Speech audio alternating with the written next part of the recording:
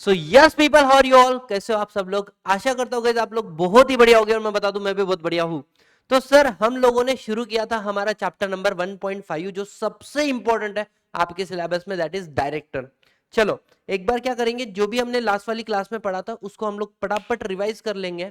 ठीक है, अब मेक श्योर गाइस आप पेन पेपर लेकर बैठो, बिकॉज मैं आपको जितनी भी नोटिंग करा के देनी है जो एग्जामिनेशन पॉइंट ऑफ व्यू से इंपॉर्टेंट होने वाली है, वो सब कुछ क्लास में ही कराने वाला हूं। अलग से आपको कुछ भी करने की बिल्कुल भी जरूरत नहीं है। तो शुरू करते हैं। कल हम लोगों ने पढ़ा सर डायरेक्टर मतलब क्या होता है। हम लोगों ने पढ़ा डायरेक्टर मतलब क्या, ऐसा व्यक्ति जिसको हमने कंपनी के बोर्ड पर अपॉइंट किया उसको हम लोग क्या बोलेंगे, डायरेक्टर बोलेंगे। सर ये डेफिनेशन बहुत इंपॉर्टेंट है, a person appointed on board.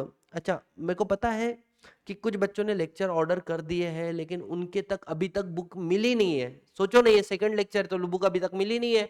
तो इन दैट केस आपका जो चैप्टर नंबर 1.5 है जो सबसे इंपॉर्टेंट है, इसका मैंने फ्री ऑफ कॉस्ट पीडीएफ आपको अवेलेबल करवा के दिया है टेलीग्राम चैनल के अंदर, अपने एकत्वम सीएमए के अंदर। मेक श्योर उसको आप लोग डाउनलोड कर लो, तो it will going to help you lot. समझ में आ रहा है। चलो तो हमने क्या बोला, directors means a person who is appointed on the board. अब अच्छा सुनना सुनना, ये डेफिनेशन क्यों लिखी।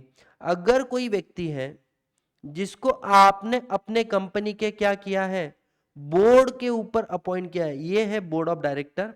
इसके अंदर अगर आपने किसी को क्या किया है, अपॉइंट किया है बोर्ड के अंदर, तो इस व्यक्ति को हम लोग क्या बोलेंगे गाइस, इस व्यक्ति को हम लोग बोलेंगे डायरेक्टर। सर इतना वाहियात डेफिनेशन क्यों दिया, इसके पीछे का कारण है। पहले क्या होता था, मैं आपको एक एग्जांपल देता हूं, ट्राई टू अंडरस्टैंड। अगर मैं बात करता हूं रतन टाटा जी, सर रतन टाटा जी ने, there is a company called Tata son, Tata sons. Ratan Tata ji ने टाटा सन से कर लिया रिजाइन, और जैसे ही रतन टाटा जी ने टाटा सन से रिजाइन कर लिया, इसके बाद में वहां पर अपॉइंट हो गए कौन, साइरस मिस्त्री। अब वन फाइन डे रतन टाटा जी ने टाटा सन को बोला, सुनो रे, मैं कहता हूं इस साइरस मिस्त्री को बोर्ड पे से हमें क्या करना है, रिमूव करना है। और जो साइरस मिस्त्री के अलावा जितने भी डायरेक्टर थे वो एग्री हो गए क्या, साइरस मिस्त्री को बोर्ड पे से हटाने के लिए। मेरे को बताओ, क्या रतन टाटा जी बोर्ड पर अपॉइंटेड है, नहीं, वो तो अपनी पोजीशन छोड़कर चले गए, लेकिन फिर भी उनके बोलने के हिसाब से बोर्ड ऑफ डायरेक्टर कार्य कर रहा है ना। हाँ अच्छा, डायरेक्टर जब भी कोई डिसीजन लेना है तो पहला कॉल किसको जा रहा है, रतन टाटा जी को जा रहा है। इसका मतलब पहले एक जमाने में कंपनी एक्ट 1956 के अंदर अगर आप बोर्ड पर अपॉइंटेड नहीं हो और फिर भी आप डायरेक्टर के फंक्शन को निभा रहे हो तो आपको डायरेक्टर बोलते थे, इसको बोलते थे शैडो डायरेक्टर। शैडो डायरेक्टर, जो एक्चुअली तो डायरेक्टर नहीं है लेकिन डायरेक्टर के सारे काम कर रहा है। तो जो भी डायरेक्टर की जिम्मेदारियां होती है वो आपकी भी जिम्मेदारी है। डायरेक्टर अगर कहीं पे लाइबल है तो आप भी लाइबल रहोगे। लेकिन पंगा क्या हो गया, ट्राई टू अंडरस्टैंड, कि कंपनी एक्ट 2013 जब आया, कंपनी एक्ट 2013 ने बोला हम तब तक किसी व्यक्ति को डायरेक्टर नहीं बोलेंगे जब तक वो बोर्ड पर अपॉइंटेड नहीं है। सर बोर्ड पर अपॉइंट होना मतलब क्या, बेटा बोर्ड पर अपॉइंट ऐसे ही नहीं होता। पहली बात, किसी को भी डायरेक्टर बनाने के पहले ये देखना पड़ता है क्या वो सेक्शन नंबर 165 में डिस्क्वालीफाइड तो नहीं है, वो सेक्शन नंबर 164 में डिस्क्वालीफाइड तो नहीं है। अच्छा, डायरेक्टर बनने के पहले उसके पास दिल होना चाहिए, दिल नहीं रहे डिन होना चाहिए, डायरेक्टर आइडेंटिफिकेशन नंबर होना चाहिए। कहां पे लिखा है, सेक्शन नंबर 152 सब सेक्शन 3 के अंदर लिखा है। सर किसी को भी डायरेक्टर बोलकर अपॉइंट करना है तो जनरली उसके लिए आपको ओआर पास करना पड़ता है। क्या पास करना पड़ता है guys, ordinary resolution. Last class में इसके बारे में बहुत डिटेल में बताया था। एसआर भी पास करना पड़ता है अगर इंडिपेंडेंट डायरेक्टर को रीअपॉइंट कर रहे होगे तो। इसके अलावा बीआर से भी काम चल जाएगा अगर आप additional director, nominee director, director in casual vacancy या अल्टरनेट डायरेक्टर हो तो। छोड़ दो, आप ज्यादा मत दिमाग लगाओ। जनरली वो डिस्क्वालीफाइड नहीं होना चाहिए, उसके पास डीन होना चाहिए, और उसके बाद में आपने उसे किया अपॉइंट। आपने उसको क्या किया गाइस, अपॉइंट। अच्छा सुनो, अगर मैंने किसी को डायरेक्टर बोलकर अपॉइंट किया, ठीक है, अपॉइंट होने के बाद में ही can not work as a director. आप चाह के भी उससे क्या नहीं, उससे काम नहीं करा के ले सकते एज अ डायरेक्टर। क्यों, बोले अगर भले ही तुमने उसको अपॉइंट तो कर लिया है फिर भी वो डायरेक्टर बोलकर काम नहीं करेगा, उसके पहले उससे लेना पड़ता है क्या, consent letter. Consent letter. Sir consent letter क्या होता है बेटा? कंसेंट लेटर मतलब एक डॉक्यूमेंट है DIR2, DIR2 director 2। It is a form जिसके अंदर आप उसका कंसेंट लेते हो, that is ready to his consent to act as a director, consent to act as a director. आपको सामने वाले का क्या लेना पड़ता है? Consent to act as a director लेना पड़ता है। समझ में आ रहा है? और सर जैसे ही उसने DIR2 हमें दिया consent to act as a director, ये किसको देगा रे? वो ये देगा वो कंपनी को। कंपनी आप ये आगे फाइल करोगे किसको? ROC को, in form called DIR12।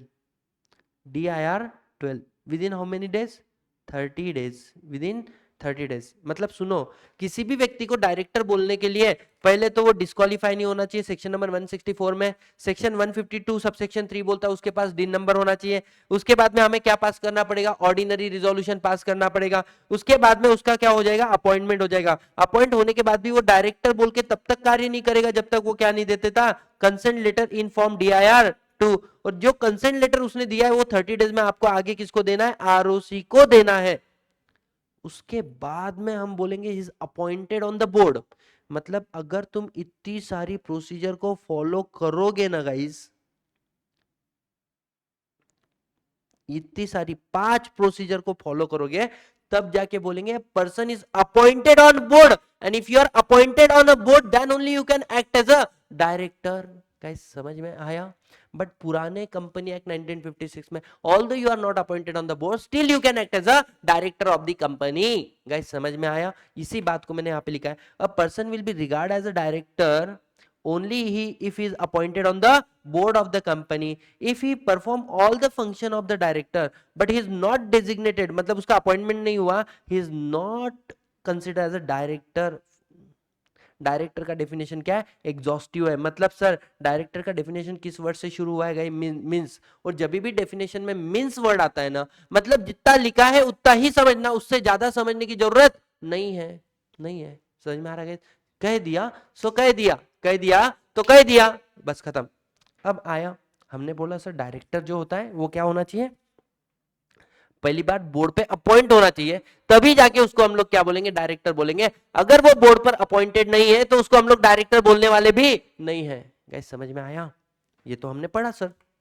Sir board मतलब क्या? बोर्ड मतलब क्या बेटा? बोर्ड ऑफ डायरेक्टर मतलब इंडिविजुअली मैं इसको क्या बोल रहा हूं? डायरेक्टर बोल रहा हूं। इंडिविजुअली मैं इसको क्या बोल रहा हूं? डायरेक्टर बोल रहा हूं। लेकिन कलेक्टिवली मैं क्या बोलूंगा? कलेक्टिवली मैं क्या बोलूंगा डायरेक्टर को? Board of director. घंटा ऐसा नहीं होता। ये बात सही है, जब कलेक्टिवली आप हो तो आप डायरेक्ट बोर्ड कहलाते हो, अकेले में तुम बोर्ड नहीं कहलाते एक्सेप्ट इन 1% कंपनी। बेटा बोर्ड का डेफिनेशन क्या है सुनो। What do you mean by board? आप आशा करता होगा इसमें जो भी लिखा के दे रहा हूँ वो तुम सब कुछ लिख रहे हो, है ना? बोर्ड मतलब क्या? बोर्ड मतलब क्या? तो बोलते बोर्ड मतलब what? A collective body of director.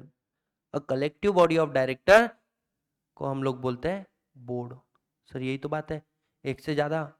लेकिन सुनो, सेक्शन नंबर 149 सबसेक्शन 1 बोलता है every company shall have board.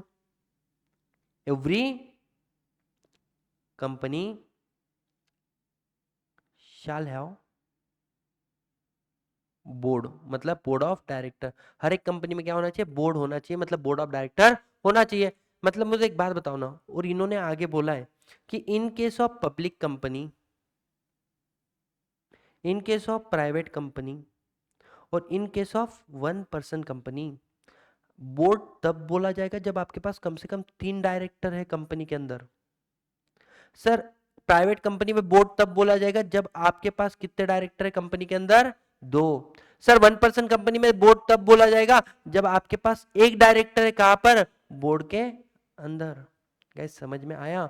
तो बोर्ड प्राइवेट एक पब्लिक कंपनी है जिसके अंदर 3 डायरेक्टर, एक डायरेक्टर मर गया तो क्या मैं बोल सकता हूं उस कंपनी के पास बोर्ड है? बेटा उस कंपनी के पास बोर्ड नहीं है, उसको एक डायरेक्टर एक्स्ट्रा अपॉइंट करना पड़ेगा बोर्ड को बनाने के लिए, क्योंकि हर एक कंपनी में बोर्ड होना चाहिए। गैस समझ में आया? तो बोर्ड कब बोलोगे? बोर्ड तभी बोलोगे जब कंपनी में सारे डायरेक्टर अपॉइंटेड है। सॉर्टेड है गाइस? जल्दी बताओ यस और no. Yes sir, got it. ठीक है, तो बोर्ड मतलब क्या, बोर्ड मतलब a collective body of the director is become board. The term board of director, board and directors are use क्या है, सिनोनियसली. समझ में आ रहा है, आप एक दूसरे के इंटरचेंजेबली इसको यूज कर सकते हो. आगे बढ़ते गए.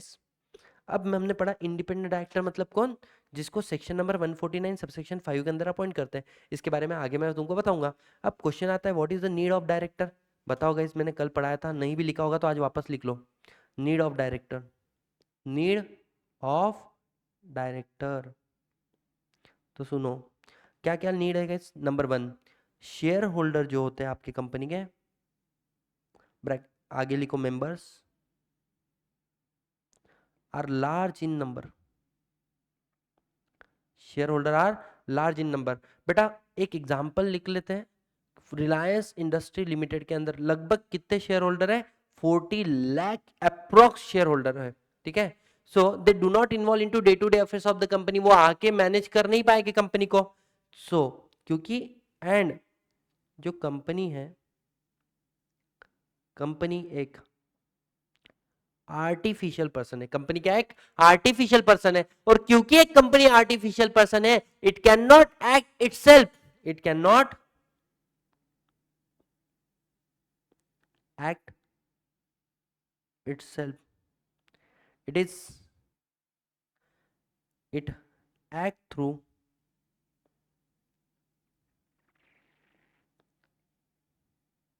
Human agency. किसके थ्रू कार्य करती है, human agency. And therefore there is a concept called separation of ownership and management. इसलिए कंसेप्ट आया कि शेयर होल्डर तो इतने ज्यादा है, वो सारे के सारे आके मैनेज तो नहीं कर सकते, लेकिन तो जो मैनेजमेंट में जरूरी नहीं वो तुम्हारी कंपनी का शेयर होल्डर होना चाहिए. और सेक्शन नंबर 149 सबसेक्शन 1 का भी तो रिक्वायरमेंट है कि every company shall have board of director, है ना. It is section number 149 subsection 1 बोलता क्या है कि पब्लिक कंपनी में 3, प्राइवेट कंपनी में 2 और 1 पर्सन कंपनी में 1 तो भी डायरेक्टर होना चाहिए. And therefore there is a requirement of director, there is a requirement of director. Now when I say director, सुनना, व्हेन आई से डायरेक्टर, तो डायरेक्टर जो होते हैं बेसिकली कितने टाइप के होते हैं, 2 तरीके के हो गए, लिखेंगे. एक है आपका एग्जीक्यूटिव डायरेक्टर और एक होता है नॉन एग्जीक्यूटिव डायरेक्टर. सर क्या फर्क होता है. एग्जीक्यूटिव डायरेक्टर मतलब ऐसा director who is in employment of company, जो क्या है, कंपनी के एम्प्लॉयमेंट में है, कंपनी का वो एम्प्लॉय है. इसलिए क्या मैं बोल सकता हूँ वो एम्प्लॉयमेंट तो डे टू डे अफेयर्स में इन्वॉल्व है. डे टू डे अफेयर्स में वो इन्वॉल्व होता होगा, ऑफ कोर्स वो डे टू डे अफेयर्स में इन्वॉल्व होता होगा. क्योंकि वो डे टू डे अफेयर्स में इन्वॉल्व है तो एक्चुअली वो मैनेजमेंट में है. ठीक है. और सर नॉन एग्जीक्यूटिव डायरेक्टर मतलब क्या, नॉट इन एम्प्लॉयमेंट, ना एम्प्लॉयमेंट में है, ना डे टू डे अफेयर्स में इन्वॉल्व है. ये एक्सपर्ट है, आप ऐसे बोल दो ये एक्सपर्ट है जिनके पास कुछ स्पेशलाइज्ड नॉलेज है और ये अपनी नॉलेज को शेयर करते थ्रू बोर्ड मीटिंग. बेटा ये क्या करते हैं, बोर्ड मीटिंग को अटेंड करते हैं. ठीक है. जिसके लिए ये अपनी सिटिंग फी वगैरह चार्ज करते हैं. तो they are not in the employment of the company. Company के एम्प्लॉयमेंट में जनरली जो होता है वो क्या होता है, एग्जीक्यूटिव डायरेक्टर. बेटा मैं आपको ना एक बहुत ही खतरनाक क्वेश्चन पूछता हूँ, बहुत ही खतरनाक क्वेश्चन. ठीक है. अब क्या होता है, क्या ऐसा हो सकता है सर कंपनी में सारे के सारे डायरेक्टर जो है वो non executive, day to day affairs में एक भी डायरेक्टर नहीं है, पॉसिबल है, हजारों कंपनी ऐसी है. ठीक है. कि वो सिर्फ प्रोफेशनली मैनेज कंपनी बोलते हैं उसको, आ जाते हैं. अब क्या हुआ सुनो, एक क्वेश्चन लिखता हूं, लिखो. अगर मानो मिस्टर एक्स ये कंपनी में क्लर्क है, क्या है, क्लर्क है, प्लस मिस्टर एक्स को हमने अपॉइंट किया जब आप DIR-12 फॉर्म फाइल करते हो ना, तब आपके पास ऑप्शन होता है, आपको लिखना पड़ता है कि ये एग्जीक्यूटिव डायरेक्टर है या नॉन एग्जीक्यूटिव डायरेक्टर है। मैं आपको एक काम करता हूँ, अब तो ऑनलाइन फॉर्म हो गए, मैं जो बता रहा हूँ वो पुराने फॉर्म बता रहा हूँ आपको, ठीक है। मैंने काफी फॉर्म भरे हुए हैं। DIR-12 फॉर्म, तो यहाँ पर ये MCA का फॉर्म है, वो तो डाउनलोड नहीं होगा, मैं आपको सिर्फ PDF बताता हूँ उसका। DIR-12 फॉर्म है यहाँ पे। तो यहाँ पे देखो हम क्या कर रहे हैं, कंपनी का DIR-12 फॉर्म भर रहे हैं। इसमें ये आपको पूछता है कि जिसको डायरेक्टर बोलकर अपॉइंट कर रहे हो उसके पास डिन नंबर है या नहीं है, तो आपको लिखना पड़ता है डिन नंबर है या नहीं है। उसका फादर नेम क्या है, उसका रेसिडेंशियल एड्रेस क्या है, अपॉइंटमेंट कर रहे हो या वो अच्छा एग्जिस्टिंग डायरेक्टर छोड़ के जा रहा है या नया डायरेक्टर बाहर का आ रहा है, या फिर वो नॉर्मल डायरेक्टर था उसको MD बना रहे हो, चेंज इन डेजिग्नेशन, ठीक है। इसके बाद में देखो वेदर चेयरमैन है या एग्जीक्यूटिव डायरेक्टर या नॉन एग्जीक्यूटिव डायरेक्टर है। तो मिस्टर एक्स है, इस ये कंपनी में क्या है, एक क्लर्क है ना, और इसको मैंने अपॉइंट कर दिया, इसको मैंने क्या कर दिया, अपॉइंट कर दिया as a non executive director, non executive director. And my question is, बताओ ये क्या माना जाएगा, ये एग्जीक्यूटिव डायरेक्टर माना जाएगा या ये नॉन एग्जीक्यूटिव डायरेक्टर माना जाएगा।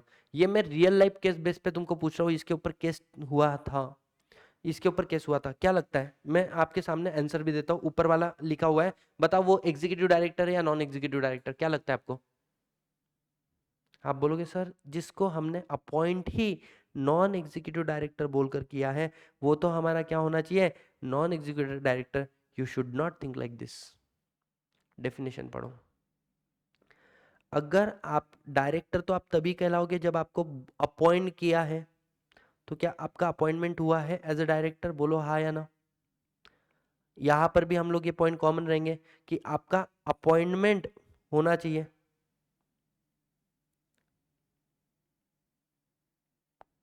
As a director. तो क्या आपका एज अ अपॉइंटमेंट हुआ, हुआ है। और क्या आप एम्प्लॉयमेंट ऑफ कंपनी हो, हाँ मैं एम्प्लॉयमेंट ऑफ कंपनी हूं, क्योंकि मैं कंपनी में क्या हूं, क्लर्क हूं। भले ही तुमको as a non executive director बोलकर अपॉइंट किया भी होगा, फिर भी बेटा तुमको हम लोग क्या मानेंगे, एग्जीक्यूटिव डायरेक्टर मानेंगे। गैस समझ में आया। क्योंकि आप अपॉइंटेड हो तो आप डायरेक्टर हो, और अगर आप एम्प्लॉयमेंट में हो इन एनी अदर कैपेसिटी, तो इसका कंक्लूजन लिखेंगे, कंक्लूजन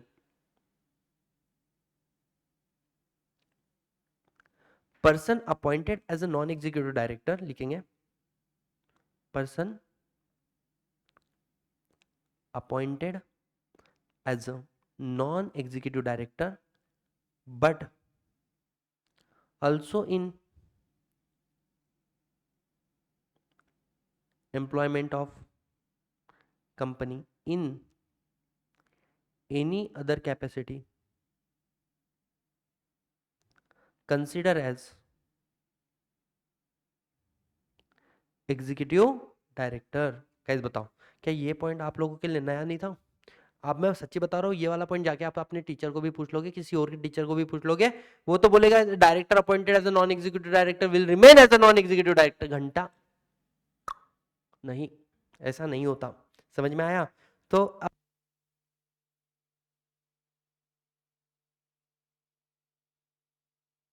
तो यहां पर आ जाते हैं हम लोग। देखो मैंने आपको पढ़ाया था नीड ऑफ द डायरेक्टर, एक बार पढ़ लेते हैं नीड ऑफ द डायरेक्टर क्या है। सुनो सुनो चलो। कंपनी एक सेपरेट लीगल एंटिटी है, उसकी ना आंख है ना कान है ना, ना उसको दिमाग है सोचने के लिए, तो उसका जो डिसीजन मेकिंग है वो कौन लेता होगा गाइस, ना वो डिसीजन ले सकती, तो वो डिसीजन ले सकती कैसे, अपने मेंबर्स के थ्रू और अपने बोर्ड ऑफ डायरेक्टर के थ्रू, जो मैंने आपको लास्ट क्लास में लिखा के दिया था, board meeting, general meeting, board resolution, ordinary resolution, special resolution, unanimous resolution, ठीक है। एंड फर्दर सेक्शन नंबर 149 की भी रिक्वायरमेंट है कि हमारे पास क्या होना चाहिए, डायरेक्टर होना चाहिए। एग्जीक्यूटिव डायरेक्टर मतलब क्या है गाइस, जो हमारे कंपनी के किस में है, एम्प्लॉयमेंट के अंदर है। नॉन एग्जीक्यूटिव मतलब not in employment. Try to understand, मैंने बहुत क्लियर कट बोला इन सारी चीजों को। सो इसके पास इन डेप्थ नॉलेज होता है अफेयर्स ऑफ कंपनी का। बेटा ये become executive director should whole time employment of the company में होने चाहिए आप लोग। They are connected with the policy formation and active part in the day to day affairs of the company. MD और WTD managing director, whole time director, आगे जाके next chapter में बहुत डिटेल में पढ़ेंगे इस डेफिनेशन को। आगे बढ़ते हैं। इसके बाद में दे आर जनरली हैव, और जो नॉन एग्जीक्यूटिव है डाइवर एक्सपर्टाइज होता है, एक्सपीरियंस होता है उनके पास, इन डिपेंडेंट प्रोस्पेक्टिव होता है नॉलेज ऑफ कंपनी के लिए बारे में। They are not in whole time employment of the company, और बेटा वो सिर्फ अटेंड क्या करते हैं, बोर्ड मीटिंग, और अनबायस ओपिनियन देते, वो ऐसा कंपनी के बारे में नहीं सोचते क्योंकि वो कंपनी से उनका कुछ लगाव नहीं है। They are independent person. समझ में आ रहा है क्या? जनरली एग्जांपल इंडिपेंडेंट डायरेक्टर का। और गाइस लास्ट वाला पॉइंट लिखेंगे, नेक्स्ट पॉइंट लिखेंगे, कंपनी और डायरेक्टर के बीच में रिलेशन क्या है, कंपनी और डायरेक्टर, इन दोनों के बीच में क्या रिलेशन है? तो बेटा सुनो, डायरेक्टर एक्ट लाइक एजेंट, क्योंकि कंपनी एक्ट लाइक प्रिंसिपल। हमने क्या बोला है, company act through human agency, that human agency is director. तो ये प्रिंसिपल है और ये एजेंट है। जो डायरेक्टर कार्य कर रहा है वो एज ए एजेंट बोल के कर रहा है, इसलिए थर्ड पार्टी के साथ में कुछ गलत भी हुआ तो कंपनी लायबल है, डायरेक्टर पर्सनली लायबल नहीं होता है। क्या समझ में आया? और दूसरा बात क्या बोला है, director act like a trustee. क्यों? बोले जो कंपनी की प्रॉपर्टी है ना, उस प्रॉपर्टी को संभालने की जिम्मेदारी किसके ऊपर है? कंपनी के ऊपर, डायरेक्टर के ऊपर, इसलिए वो कंपनी का क्या है, ट्रस्टी। बेटा सुनो, ये सारी बातें मैंने यहाँ पे आपको लिखा के दी है, देखो एक बार। तो role as a agent and trustee, as a agent they bind the company as a principal as soon as they enter into various transaction on his behalf। जैसे वो कंपनी के behalf में कोई ट्रांजेक्शन में एंटर हो जाते हैं, वो कंपनी को बाउंड कर देते हैं। As a trustee they are required to take care of the properties, money, trade secret etcetera of the company. Guys समझ में आया? जल्दी बताओ, क्या आपको ये सारी बातें समझ में आई या नहीं आई? यस और नो गाइस, यस और नो। ठीक है, अब हम लोग शुरू कर रहे हैं सेक्शन नंबर 149। बेटा अब बात शुरू हुई तो खत्म तो होने वाली है। मैं आपको इस सेक्शन का सबसे पहले पूरा का पूरा ज्ञान दे देता हूं। जैसे ही ये सेक्शन पूरा कंप्लीट हो जाता है मैं तुमको समझा देता हूं, इसके बाद में हम लोग इसकी एनालिसिस भी कर, चलो साथ में ही एनालिसिस करते करते आगे बढ़ते हैं। ठीक है, ये सेक्शन मोटा मोटी क्या बोलता है, आप है ना एक लिखो overview, overview of section 149, overview of section number 149। ये क्या बोलता है सुनो, सेक्शन 149 बोलता है कि एक कंपनी है, उस कंपनी के पास क्या होने चाहिए,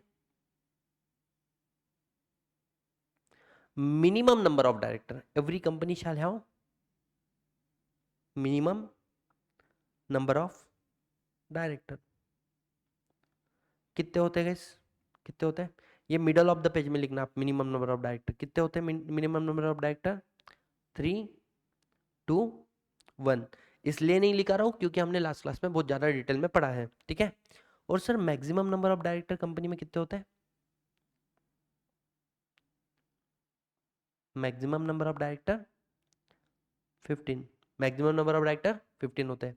और सर अगर मुझे 15 के बियॉन्ड जाना है,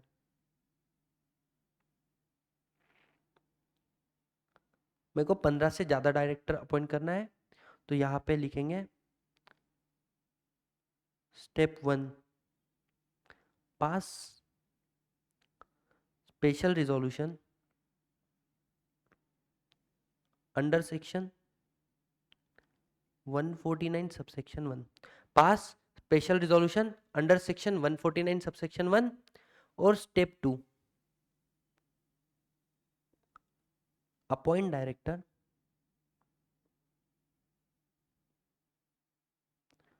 बाय फॉलोइंग गिवन प्रोविजन। बाकी अपॉइंटमेंट के लिए बोला है कि डायरेक्टर, जैसे मैं आपको क्यों बोल रहा हूँ समझना, मेरे कंपनी के अंदर ऑलरेडी 15 डायरेक्टर है, एग्जाम्पल के तौर पे we have 15 directors and we need to appoint 2 more director, A and B को मुझे अपॉइंट करना है। लोग क्या बोलते हैं जनरली कि ए, अभी तक वैसे तो डायरेक्टर अपॉइंट करने के लिए क्या लगता है, ओआर, और ए और बी को अपॉइंट करने के लिए क्या लगेगा, एसआर, एसआर। तो गाइज ये गलत है, ए और बी को अपॉइंट करने के लिए भी ओआर ही लगेगा, लेकिन क्योंकि ये 15 के बियॉन्ड जा रहे हैं ना, तो पहले आपको क्या पास करना पड़ेगा, first you need to pass SR. पहले एसआर पास करो और उसके बाद में डायरेक्टर को अपॉइंट करो, भले ही नॉर्मल रिजोल्यूशन से करो, लेकिन 15 के बियॉन्ड जाने के लिए पहले एसआर पास करना पड़ेगा और बाद में ओआर पास करके उसको अपॉइंट करो। कैसे समझ में आया? जल्दी बताओ, है ना? तो डायरेक्टर अपॉइंटमेंट के लिए अभी भी क्या चाहिए? हमें एसआर ही चाहिए। ठीक है, अब सुनो, इस सेक्शन के अंदर हम लोग और 3 डायरेक्टर से लेके बात करेंगे।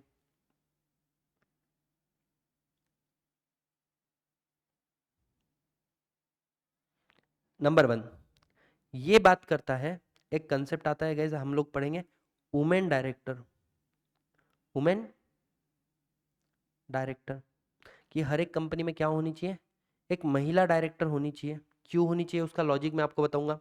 इसके अलावा ये बात करता है गाइस किसके बारे में? रेसिडेंट डायरेक्टर के बारे में। This is a concept called resident director. जैसे ही रेसिडेंट डायरेक्टर का पढ़कर हो गया, उसके बाद में गाइस इस सेक्शन के अंदर इतनी चूल है, इसने भयंकर डिबेटेबल टॉपिक यहां पे डाल दिया, दैट इज इंडिपेंडेंट डायरेक्टर। ये क्यों डिबेटेबल बोल रहा हूं, इसके पीछे का मेरा एक अपना रीजन है। आपने बोला एक डायरेक्टर कंपनी में होना चाहिए इंडिपेंडेंट, क्यों? पहली बात तो ऐसा है ना कि इंडिपेंडेंट डायरेक्टर का कंपनी में कुछ लेना देना नहीं है। तुम्हारे कंपनी में अगर कुछ गलत होता रहा तो बेटा वो डायरेक्टर तो इंडिपेंडेंट है ना, वो बता देगा ये गलत हो रहा है। सत्यम के केस में इंडिपेंडेंट डायरेक्टर कुछ महीने पहले रिजाइन कर लिए थे, देयर आर हाई चांसेस कि कंपनी में शायद कुछ फ्रॉड हो रहा होगा, इसलिए तो इंडिपेंडेंट डायरेक्टर रिजाइन करके कंपनी में से जा रहे हैं। समझ में आ रहा है? तो इंडिपेंडेंट डायरेक्टर का इंपॉर्टेंस बढ़ जाता है। और इंडिपेंडेंट डायरेक्टर को इन्होंने आगे क्राइटेरिया दिए हुए 10 एरिया दिए कि अगर आप 10 कैटेगरी में फॉल करते हो तो आप इंडिपेंडेंट डायरेक्टर नहीं बन सकते हो। क्या होगी वो कैटेगरी, सोच के बताओ। कि अगर कंपनी के अंदर मेरा पति मतलब लड़की के एंगल से डायरेक्टर है, जैसे नीता अंबानी सोच रही है कि मुकेश अंबानी क्या है? डायरेक्टर है, तो तू उस कंपनी में इंडिपेंडेंट थोड़ी ना है। अच्छा, तो होल्डिंग कंपनी में तेरा पति डायरेक्टर है या प्रमोटर है, तो उस कंपनी के लिए इंडिपेंडेंट थोड़ी ना है। समझ में आ रहा है क्या? उस कंपनी से तेरा लेन देन है, पैसों का व्यवहार है, तू इंडिपेंडेंट हो रही है। अच्छा, तेरे रिलेटिव है, तेरे बच्चों का उस कंपनी के साथ में लेन देन है, तो भी तू इंडिपेंडेंट थोड़ी है। अरे मैं उस कंपनी में शेयर होल्ड करती हूँ, तो इंडिपेंडेंट कैसे बनी? समझ में आ रहा है क्या? लेकिन मेरा एक डाउट है, आगे जाके मैं तुमको बताऊंगा। फॉर एग्जाम्पल अल्लू अर्जुन मेरे एक दोस्त के कंपनी का डायरेक्टर है। The name of my friend is NG Reddy. तो एनजी रेड्डी है हैदराबाद से, उसकी कंपनी का डायरेक्टर कौन है? अल्लू अर्जुन। मैं बोलता हूँ से फॉर एग्जांपल उसने उस कंपनी के अंदर मुझे as a independent director appoint कर लिया, पॉसिबिलिटी है? अरे बिल्कुल, मेरा नाम इंडिपेंडेंट डायरेक्टर के सिलेक्ट डेटा बैंक में दिया हुआ है, मैंने डेटा उसकी एग्जामिनेशन क्लियर की हुई है और मैं इंडिपेंडेंट डायरेक्टर बन सकता हूँ। तो उसने मेरे को पूछा भी, सतीश हमारे कंपनी में इंडिपेंडेंट डायरेक्टर का रिक्वायरमेंट है, can I suggest your name? Can I suggest your name? बोला हाँ जी, you may suggest, no problem. So he decided to, उनकी एक टीम होती है एनआरसी, नॉमिनेशन रेम्युनरेशन कमिटी। उसने बोला one of my friend Satish भाई, as he is a qualified company secretary, his name is there in the data bank also, so if you think we can appoint him as a independent director. बोला done. बेटा उन्होंने मेरे को independent director बोलकर appoint किया। अल्ट एंटरटेनमेंट बोल के company है। अब जब उन्होंने मुझे इंडिपेंडेंट डायरेक्टर बोलकर अपॉइंट किया, मैंने पहली बार मेरे जीवन में अल्लू अर्जुन को दिखा, जिसको मेरे को बचपन से देखने की इच्छा थी। उसने बोला कि हमारी कंपनी 1 करोड़ का लोन ले रही है, कौन कौन एग्री करते हैं? ऐसा पुष्पा पुष्पा पुष्पा पुष्पा, कौन कौन? उस मैंने बोला एग्री। बोलता है आज के बाद में हमारे कंपनी के 3 बिजनेस बंद करने हैं, क्या आप मेरे साथ में एग्री करते हो? मैंने बोला एग्री। बेटा तुम सोचो ना, भले ही उस कंपनी के लिए मैं इंडिपेंडेंट हूं, मेरा उस कंपनी के साथ में कोई रिलेशन नहीं है, लेकिन वो पिक्यूनरी रिलेशन है, साइकोलॉजिकली तो मैं इंडिपेंडेंट हुई नहीं ना। साइकोलॉजिकली वो जो बोल रहा है वो मैं करते जा रहा हूं, तो हाउ कैन यू से I am independent? I am not a independent. समझ में आ रहा है क्या? तो डायरेक्टर इंडिपेंडेंट होना चाहिए, मैं बोलता हूं रियल सेंस में, पिक्यूनरीली भी और साइकोलॉजिकली भी। समझ में आ रहा है? तो anyway come to the point. तो यहां पर हम लोग कुछ कंसेप्ट पढ़ेंगे किसके बारे में guys? Women director, resident director, independent director. अगर हमने इतना कुछ पढ़ लिया तो we are done with section number 149। Section number 149 हमारा कंप्लीट हो जाएगा। अब इसको बिना देरी करे आप लोग अपनी किताबें खोल लो, हम लोग इसको पढ़ना शुरू कर रहे हैं। Section number 149 sub section 1। Section number 149 guys क्या बोलता है? हर एक कंपनी के पास क्या होना चाहिए, board of director. Every company shall have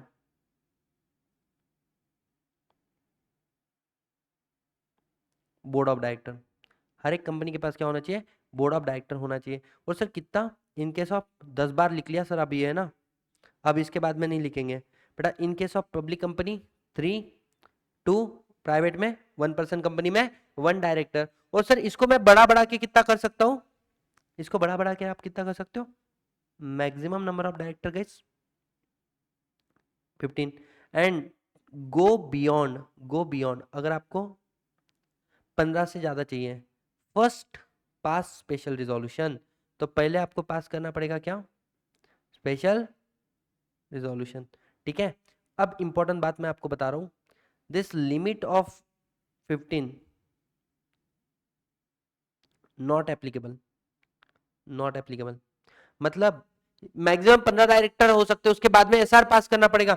कोई नीड नहीं है तुमको एसआर पास करने की, तुम्हारे पास 50 डायरेक्टर, 100 डायरेक्टर, 150 डायरेक्टर, 1000 डायरेक्टर हो सकते हैं तुम्हारी कंपनी में। सर कौन सी कंपनी, गवर्नमेंट कंपनी और section 8 company. Government company, section 8 company, आपको ये जो लिमिट है ना ये एप्लीकेबल ही नहीं है 15 डायरेक्टर की। आपके पास उससे ज्यादा डायरेक्टर भी हो सकते हैं, लेकिन कंडीशन है क्या, आपको कंप्लाई करना है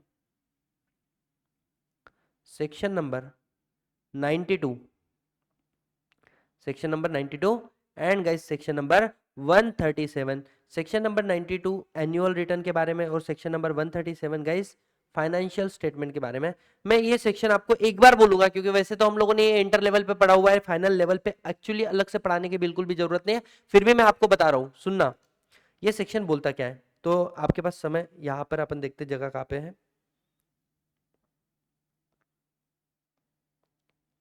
एक काम करता मैं पेज नंबर भी बताता हूँ तुमको। ठीक है, पेज नंबर आ जाओ 106, पेज नंबर 106। 106 में एक छोटी सी जगह है, वहां पे लिखेंगे कंपनी की एजीएम हो जाती है। हाँ, जैसे ही कंपनी की एजीएम हो गई, वहां से 30 डेज के अंदर कंपनी को एक रिटर्न फाइल करना पड़ता है, MGT 7। इसको बोलते हैं annual return, annual return section number 92 बोलता है। जिस दिन एजीएम हुई वहां से आपको क्या करना है, 30 डेज में एक रिटर्न फाइल करना है, MGT 7, और छोटी कंपनियों के लिए होता है MGT 7A। और जैसे ही एजीएम हुई वहां से 60 डेज के अंदर, मतलब 60 डेज के अंदर आपको और एक रिटर्न फाइल करना पड़ता है, that is your AOC 4, AOC 4। और ये कितने, ये क्या होता है, फाइनेंशियल स्टेटमेंट कहाँ पे लिखा है, सेक्शन नंबर 137। तो बोला आप ये दो चीजों की डिफॉल्ट गलती से भी मत करना। आपको हम लोग अलाउ करते हैं, आपको मैक्सिमम डायरेक्टर का लिमिट नहीं है, लेकिन सेक्शन नंबर 92 और सेक्शन नंबर 137 का डिफॉल्ट नहीं होना चाहिए। कैसे बताओ, क्या ये वाला पॉइंट आपको समझ में आया, यस और नो। तो पहला कंडीशन आया कि हर एक कंपनी में बोर्ड ऑफ डायरेक्टर होने चाहिए 3, 2, 1, उससे ज्यादा अगर चाहो तो आप रख सकते हो, लेकिन उसके लिए आपको एसआर अपॉइंट करना पड़ेगा। और सेकंड चीज हमने क्या बोला है, सेक्शन नंबर 9 जो maximum number of director is not applicable to government company as well as section 8 company. Condition है आपको सेक्शन नंबर 92 और 137 का डिफॉल्ट नहीं करना है। कैसे, समझ में आया, यस और नो। अब यहां पे लिखेंगे interlink, interlink with section number 5। Section number 5 क्या है, article of association. Guys article of association जो होता है, it's a rules and regulation. ये क्या है, रूल्स एंड रेगुलेशन है for better management of company, better management of company. और कंपनी आप अपना आर्टिकल खुद बना सकते हो, ठीक है, आप अपना आर्टिकल बना सकते हो। अब मुझे बताओ, आर्टिकल ऑफ एसोसिएशन क्या ये बोल सकता है, पब्लिक कंपनी का आर्टिकल ऑफ एसोसिएशन ये बोल सकता है कि हमारे पास मिनिमम नंबर ऑफ डायरेक्टर 5 होने चाहिए, या हमारे मिनिमम नंबर ऑफ डायरेक्टर 2 होने चाहिए। और क्या आप ऐसा बोल सकते हो कि हमारे मैक्सिमम नंबर ऑफ डायरेक्टर कितने होने चाहिए, 20 हो सकते हैं, या हमारे मैक्सिमम नंबर ऑफ डायरेक्टर 12। देखो लॉ ने बोला है मिनिमम कितने चाहिए 3, मैक्सिमम कितने चाहिए 15। क्या हमारे आर्टिकल तो खुद का रेगुलेशन खुद के हिसाब से मैनेज कर, तो हमारे आर्टिकल में लिखा हुआ है कि हमारे पास मिनिमम नंबर ऑफ डायरेक्टर कितने चाहिए 5, चलेगा? हाँ, आप लॉ को ज्यादा स्ट्रिक्ट बना रहे हो। हमने बोले 3 डायरेक्टर होने चाहिए, तुम बोल रहे हो 5, मतलब बेटर मैनेजमेंट होगा। समझ में आ रहा है? तो इट इज वैलिड। ये क्या है गाइस? ये वैलिड है। लेकिन आप बोलोगे कंपनी लॉ बोल रहे 3 डायरेक्टर कम से कम, तुम बोलते नहीं 2 होने चाहिए, तुम्हारा मन चाहेगा तुम डायरेक्टर ही नहीं होना चाहिए, एक ही होना चाहिए, ऐसे बोलोगे, तो ये क्या है? इनवैलिड। अब सर कंपनी एक्ट ने बोला मैक्सिमम डायरेक्टर जिसके बियॉन्ड तुम जा नहीं सकते, कितने होने चाहिए 15, तुम बोल रहे 20, ये क्या है? इनवैलिड। यहां पे तुम इनवैलिड है। और गाइस हम बोल रहे हैं मैक्सिमम डायरेक्टर 15, तुम बोल रहे हो नहीं हमारी कंपनी में ज्यादा डायरेक्टर नहीं होनी चाहिए, 12 तक ठीक है, 12 तक ठीक है। तो क्या आप अपने मैक्सिमम डायरेक्टर को कम कर सकते हो? कम तो कर सकते हो, बढ़ा नहीं सकते हो, एंड दैट इज वैलिड। अब क्वेश्चन ये आया तुम्हारे दिमाग में, सर जो आपने इनवैलिड लिखा है व्हाई? तो बेटा सुनना, सेक्शन नंबर 6 में ऐसा लिखा है, मैं आपको पहले बता रहा हूँ, भले ही आपके सिलेबस में ये बातें नहीं, बट इंटरलिंक करके मेरे को तुमको पढ़ाना है। The reason being very simple, कल जाके आप प्रोफेशनल बनोगे, आप कॉर्पोरेट में जाओगे, और हर एक चीज का आपके पास एक लीगल जस्टिफिकेशन होना चाहिए, तभी जाके आप बोले जाओगे कि कॉम्पिटेंट इनम एक प्रोफेशनल कहलाओगे। तो सेक्शन, और मैं ज्यादा समय भी नहीं लेता हूँ ना सब बताने के लिए, सेक्शन नंबर 6 के साथ में अगर तुम इसको इंटरलिंक करोगे then you will understand. Section number 6 में बोला है कि सबसे बड़ा है कंपनी एक्ट 2013, और उससे छोटा है तुम्हारा मार। मार मतलब sir memorandum of association, article of association, agreement and resolution pass by board of director और शेयर होल्डर। समझ में आ रहा है? मतलब सबसे बड़ा है कंपनी एक्ट, उससे छोटा है मार, उससे छोटा है मार। और अगर तुम्हें मेमोरेंडम में आर्टिकल में कोई भी बात ऐसी लिख दी जो कंपनी एक्ट को तोड़ती है, तो वो बात इनवैलिड कहलाती है। तो मेमोरेंडम आर्टिकल अगर कॉन्ट्रावेंशन कर रहा है कंपनी एक्ट 2013 का, तो वो क्या होगा? Invalid to that extent, invalid to that extent. उस हद तक, मैं नहीं बोल रहा पूरा मेमोरेंडम गलत हो गया, नहीं, उस हद तक जितनी बात कंपनी एक्ट के अगेंस्ट में है ना वो गलत है, बाकी सब सही। तुमने तुम्हारे आर्टिकल में लिखा हमारे मैक्सिमम नंबर ऑफ डायरेक्टर 25 हो सकते हैं, गलत है। सिर्फ वो वाला क्लॉज गलत है, रेगुलेशन गलत है, बाकी पूरा आर्टिकल सही है। गाइस समझ में आया? तो हम लोगों ने सेक्शन नंबर 149 सब सेक्शन 1 पढ़ा, उसको सेक्शन 5 से कनेक्ट किया, उसको सेक्शन नंबर 6 से कनेक्ट किया, है ना? तो सर सेक्शन 6 क्या बोलता है? ये बोलता है act to override memorandum article etcetera etcetera, मतलब नीचे एग्रीमेंट और रिजोल्यूशन। बेटा समझ में आया? जल्दी बताओ यस और नो, यस और नो, यस। और ये सेक्शन आपके सिलेबस में है चैप्टर नंबर 1 के अंदर, ठीक है? तो यहां पर हम लोगों ने पढ़ा सबसे पहला बेसिक बात कि सर जो मेमोरेंडम आर्टिकल, अब आप लोग लिखेंगे एग्जाम्पल, एग्जाम्पल, ठीक है? अब सुनो, आप मेरे को बताओ एक एग्जाम्पल नंबर 1, सिचुएशन नंबर 1, ठीक है? कि एक मैं लिखता हूं आर्टिकल ऑफ एसोसिएशन में एक लिमिट दी है, और एक लिमिट कहाँ पे दी है गाइस? एक्ट के अंदर लिमिट दी है। इसके अलावा आपकी कंपनी में कितने डायरेक्टर हैं? तो नंबर ऑफ, अरे यार क्या हो गया, सिस्टम बंद हो गया, हाँ ठीक है। इसके अलावा हमारे कंपनी में कितने डायरेक्टर हैं? एग्जिस्टिंग नंबर ऑफ डायरेक्टर्स, हे भगवान शुरू हो जाए यार, हाँ, एग्जिस्टिंग नंबर ऑफ डायरेक्टर, और उसके बाद में हम लोग कितने डायरेक्टर अपॉइंट करना चाहते हैं, प्रपोज, और आपको एक्शन क्या लेना पड़ेगा, एक्शन क्या लेना पड़ेगा, ये सब कुछ बताना है, ठीक है? से फॉर एग्जांपल हमारे आर्टिकल में लिखा है मैक्सिमम नंबर ऑफ डायरेक्टर 13, हमारे आर्टिकल में लिखा है मैक्सिमम नंबर ऑफ डायरेक्टर 13, और आर्टिकल में कुछ भी नहीं लिखा है। इसके अलावा एक्ट बोलता है मैक्सिमम नंबर ऑफ डायरेक्टर कितने होने चाहिए, 15। सर मेरे कंपनी में एग्जिस्टिंग डायरेक्टर है 12, 12, 14, ठीक है। Now I wanted to appoint 2 more director. Propose, सुनो, आर्ट एग्जिस्टिंग कितने 12, मेरे को अपॉइंट करने हैं 2, टोटल कितने हो जाएंगे गाइस 14।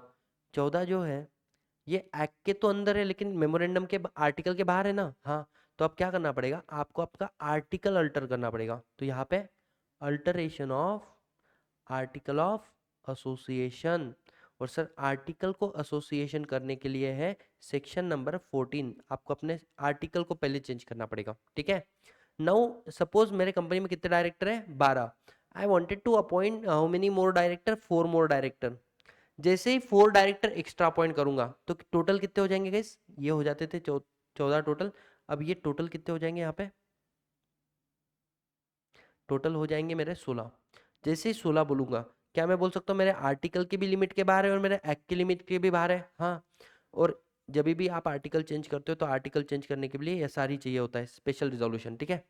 अब यहाँ पे क्या लगेगा, I need to alter article of association under section number 140, नहीं 14, and I need to alter, नहीं आई नीड टू अल्टर नहीं, I need to pass special resolution under section 149 subsection 1। और देखो आर्टिकल भी चेंज करना है तो क्या पास करना पड़ता है गाइस, एसआर तो पास करना पड़ता है।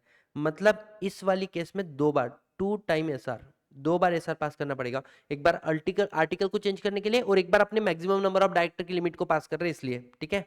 और सर आर्टिकल में कुछ भी नहीं लिखा है, मेरे कंपनी में कितने डायरेक्टर है 15, नहीं एक्ट ने कितना अलाउ किया 15, एग्जिस्टिंग कितना है 14, I need to appoint 2 more director, मेरे को और 2 डायरेक्टर अपॉइंट करने, बताओ क्या करना पड़ेगा। आर्टिकल चेंज करना है, आर्टिकल साइलेंट है तो मतलब maximum number of director, here total director कितने हो जाएंगे आपके 16, so you need to pass what, tell me. तो यहां पर आपको पास करना पड़ेगा गाइस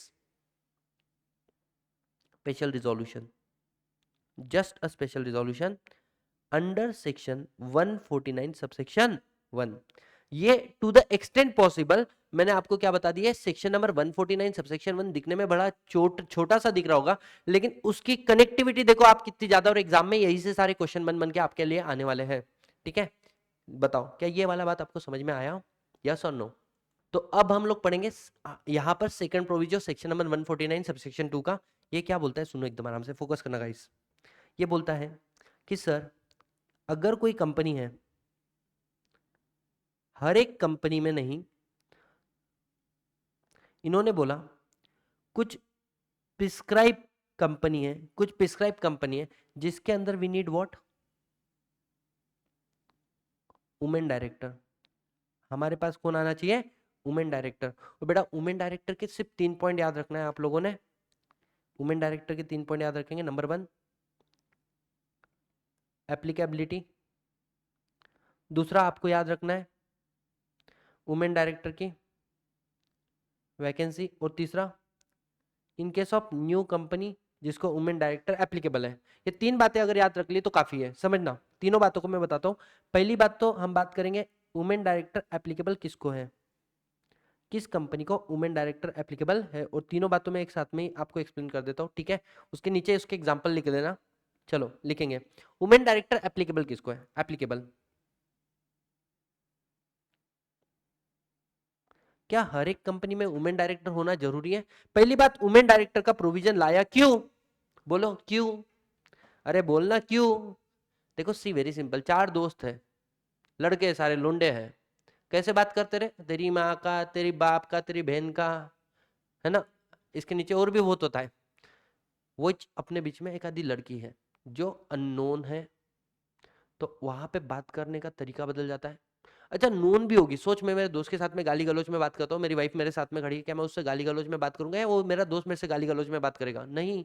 हाँ वो अगर हमारी पहले से फ्रेंड है दोनों की तो अलग बात है, नहीं तो नॉर्मली प्रोस्पेक्टिव बदल जाता है जब लड़की साथ में होती है, ठीक है। ऐसे ही वुमेन डायरेक्टर होने की वजह से अगर तुम शायद कुछ गलत षड्यंत्र कॉन्फिडेंसी रच रहे हो तो माइट भी तुम अफ्रेड होगे उन सारी चीजों के कि ये नहीं करना चाहिए, समझ में आ रहा है, बोल नहीं पाओगे। इसलिए बोला है वी नीड वुमेन डायरेक्टर, और मैं बोल रहा हूँ 1000 लिस्टेड कंपनी में तो ये बोला है सिर्फ वुमेन डायरेक्टर नहीं, इंडिपेंडेंट वुमेन डायरेक्टर होनी चाहिए, बट हमारे सिलेबस में वो नहीं है, समझना। अब आ जाओ वुमेन डायरेक्टर किसको एप्लीकेबल है? तो ध्यान देना, अगर हमारी कंपनी क्या है, लिस्टेड कंपनी है, if your company is listed company, या फिर आप एक unlisted public company, unlisted public company हो, इन दैट केस आपको वुमेन डायरेक्टर का प्रोविजन एप्लीकेबल हो जाएगा। कब? अनलिस्टेड कंपनी के लिए क्राइटेरिया है कि आपका पेड अप शेयर कैपिटल या फिर आपका टर्नओवर, दोनों के बीच में अगर कोई वर्ड लिखा है तो वो है और, मतलब कुछ भी एक कंडीशन सेटिस्फाई हो जाए तो चलेगा। कितना है guys? It is beyond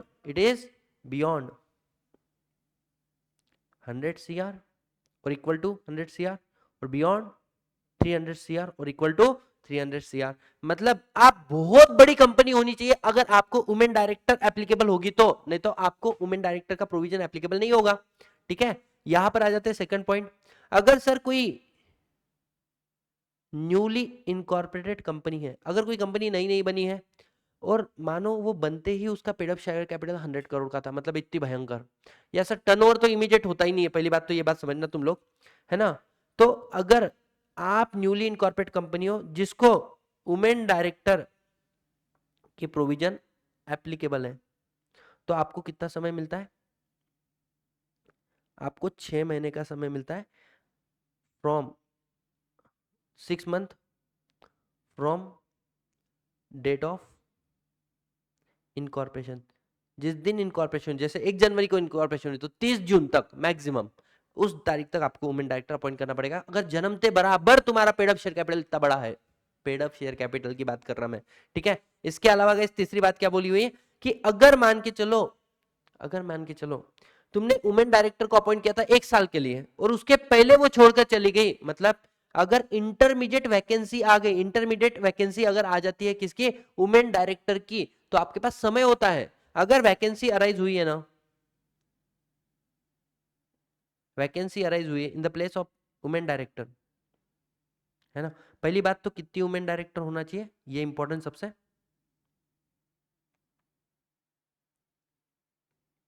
at least 1 women director, at least 1 women director होना चाहिए। और बेटा वैकेंसी अराइज हुई है, ऐसी वैकेंसी है कि जहां पर एक भी वुमेन डायरेक्टर हमारी कंपनी में अवेलेबल नहीं है और हमारी कंपनी को वुमेन डायरेक्टर का प्रोविजन एप्लीकेबल है, तो बेटा आपको टाइम मिलता है क्या? 3 मंथ और next board meeting whichever is later, whichever is later. Later मतलब कैसे? मानो नेक्स्ट बोर्ड मीटिंग तुम्हारी कल ही है, आज वुमेन डायरेक्टर के कल ही तुमने बोर्ड मीटिंग रखी वाली है, तो एक दिन में कहां से लाओगे? शादी करने के लिए लुगाई नहीं मिलती 3-3 4-4 साल, वुमेन डायरेक्टर कहां से लेके आओगे? समझ में आ रहा है क्या? नखरे रहते बहुत सारे। तो सुनो, इसलिए बोला है कि अगर वुमेन डायरेक्टर तुम्हारी कंपनी में वैकेंसी आ गई है तो 3 महीना और next board meeting whichever is later, उस दिन तक तुमको वुमेन डायरेक्टर अपॉइंट करनी पड़ेगी। गाइस समझ में आया? जल्दी बताओ, यस और नो, यस और no. Sorted, easy, comfortable, good to go? Yes. चलो अब ध्यान देना, अब ध्यान देना। और वैसे भी 3 महीने में एक आधी बोर्ड मीटिंग हो ही जाती है, नहीं होती ऐसा नहीं है। अब ये हो गया तुम्हारे प्रोविजन वुमेन डायरेक्टर के बारे में, सारे के सारे जितने तुमको याद रखने के। एक बार बोलेंगे कह रहे मेरे साथ में, बेटा एप्लीकेबल कब होता है? एक तो लिस्टेड कंपनी, है ना, एक तो लिस्टेड कंपनी, या फिर मैं तेरा, या फिर मैं तेरा। मैं तेरा मतलब बेटा तेरा ना, तेरा तेरा तेरा 100 करोड़ और 300 crore paid up share capital और टर्नओवर, एक तो कितना 100 करोड़ और मोर और 300 करोड़ और मोर, तो वुमेन डायरेक्टर एप्लीकेबल हो जाएगा। अगर नई नई कंपनी बनी उसको वुमेन डायरेक्टर एप्लीकेबल है तो कितना समय दिया? 6 महीना डेट ऑफ इनकॉर्पोरेशन से। और लास्ट पॉइंट क्या बोला? अगर वुमेन डायरेक्टर छोड़कर गई तो बेटा 3 मंथ और next board meeting whichever is later, whichever is later. अब मैं आपको कुछ एग्जांपल देता हूं, ट्राई टू अंडरस्टैंड, इसको नोट डाउन कर लेना, है ना। एग्जांपल कि एक एग्जांपल देता हूं मैं, there is a company called PQRST, है ना, इतने लेके चलते हैं। मानो PQRST, P is a listed company, is a listed company. और सर इस कंपनी का है ना पेड अप शेयर कैपिटल और टर्नओवर हमें दिया है, बताओ वुमेन डायरेक्टर इज एप्लीकेबल और not, women director is applicable और नॉट। ठीक है, तो बेटा सुनो, इसका पेड अप शेयर कैपिटल कितना है? 1 लाख रुपए, और इसका टर्नओवर कितना है 10 लाख रुपए। बताओ क्या इस कंपनी इतना नीच होता है? कभी भी लिस्टेड कंपनी का इतना नीच होता है? लिस्टिंग की क्राइटेरिया है हमारे सिलेबस में, हम आगे पढ़ेंगे। तो क्या इसको वुमेन डायरेक्टर एप्लीकेबल होगा? आंसर इज, बताओ, yes.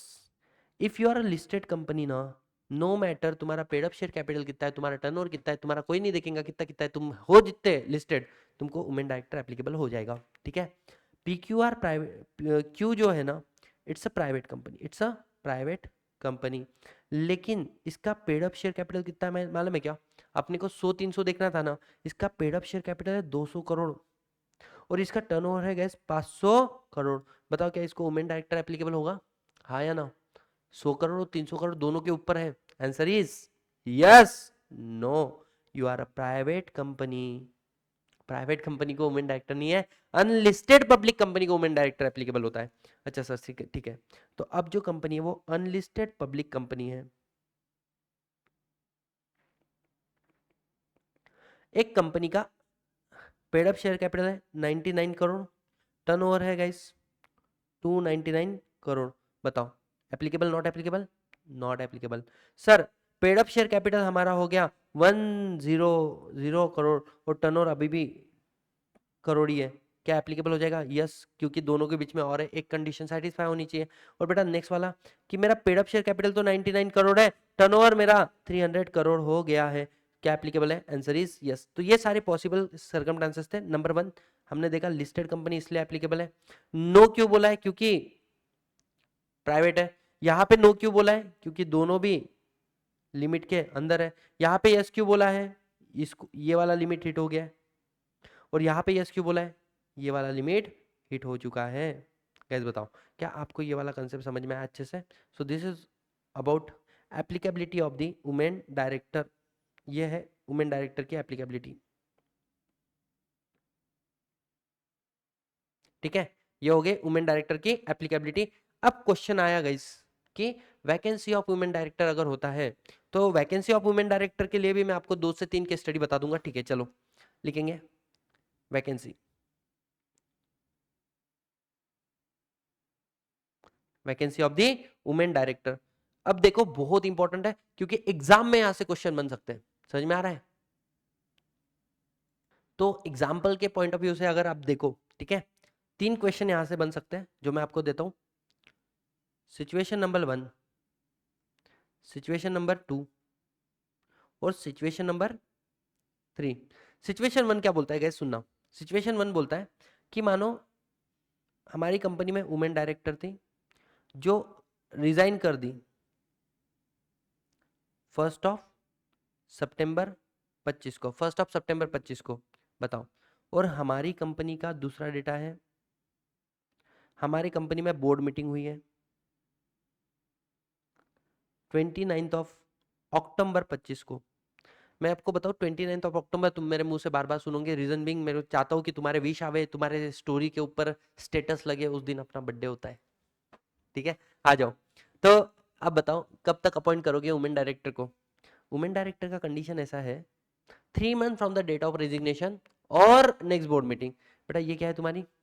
This is your next board meeting.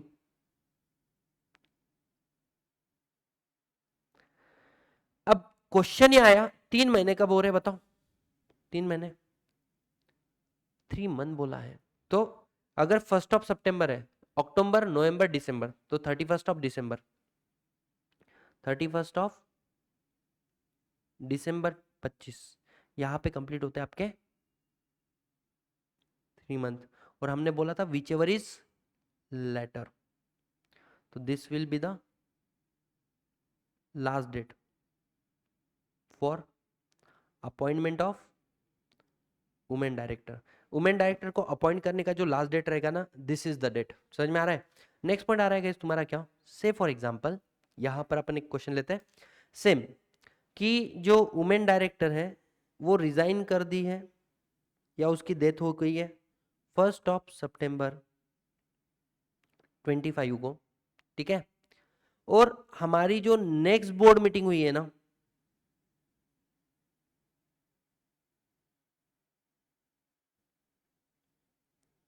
वो हुई है 15 जनवरी 26, 15 जनवरी 2026। बताओ नेक्स्ट बोर्ड मीटिंग ही कब हुई है? 15 जनवरी 2026। Last date appointment of director क्या रहेगा? फर्स्ट कैलकुलेट 3 मंथ्स, तो आपके 3 महीने कहाँ पे एंड हो रहे हैं? वो हो रहे सर 31 दिसंबर 25। एंड नेक्स्ट बोर्ड मीटिंग कब आ रही है? नेक्स्ट बोर्ड जनवरी। तो बोलने का मतलब क्या है गाइस, ये जो है ना, this will be your last date, last date of appointment of women director, appointment of women director. Situation number 3, situation number 3 क्या होता है कि मानो तुम्हारे कंपनी में 6 डायरेक्टर हैं, राम, श्याम, जोदू, मधु, शीला, लैला। तुम्हारी कंपनी में 6 डायरेक्टर हैं, राम, श्याम, जोदू, मधु, शीला और लैला। सीन ऐसा है, आपकी कंपनी को वुमेन डायरेक्टर के प्रोविजन हो जाते हैं एप्लीकेबल, एप्लीकेबल। अब इसमें से सिचुएशन अराइज 4 मेल डायरेक्टर है और 2 वुमेन डायरेक्टर है। इन बिटवीन जो लैला है, शी रिजाइन ऑन 1 सितंबर 2025। 1 सितंबर 2025 को लैला ने कर दिया रिजाइन। मेरा क्वेश्चन है आप सभी लोगों से, बताओ what will be the last date for appointment of women director? बताओ what will be the last date for appointment of women director. क्या लगता है वुमेन डायरेक्टर को अपॉइंटमेंट करने का लास्ट डेट क्या होता होगा? क्या रहेगा आपके वाले केस में? The last date for appointment of women director is, क्या लगेगा? देखो सर, नेक्स्ट बोर्ड मीटिंग नहीं दी तो आप क्या बोलोगे? 31 दिसंबर 25। And guys you should not think like this. क्यों? Company to have at least 1 women director. बेटा लैला भले ही चली गई तो शीला तो आज भी है, न न न न न। तो इसलिए वुमेन डायरेक्टर की अपॉइंटमेंट कीजिए। No need to appoint women director, no requirement to appoint women director. Guys बताओ क्या आपको ये सारे प्रोविजन समझ में आए? यस और no? Anyone any single problem till this point? No guys, yes और नो? तो ये हो गया आपका कंसेप्ट किसके बारे में? Women director. तो मैंने आपको बताया कि कंपनी के पास क्या होना चाहिए? वुमेन डायरेक्टर होना चाहिए। 3 बातें उसके अंदर याद रखनी है सर, एप्लीकेबिलिटी लिस्टेड कंपनी के अंदर और unlisted public company, not a private company. समझ में आ रहा है गाइस? लिखना है तो लिख लो, लिखना है तो लिख लो गाइस, है ना? तुम लोग क्या है ना, तुमको भरोसा नहीं मेरे को तुम्हारा। प्राइवेट कंपनी नहीं, नको नको, इधर नको, इधर ही लिखो एप्लीकेबल सबसे पहले। अरे हरा क्या आ गया?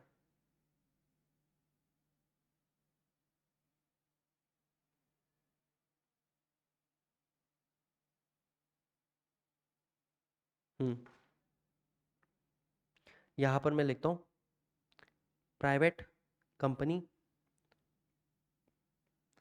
नॉट एप्लीकेबल, प्राइवेट कंपनी में एप्लीकेबल नहीं है।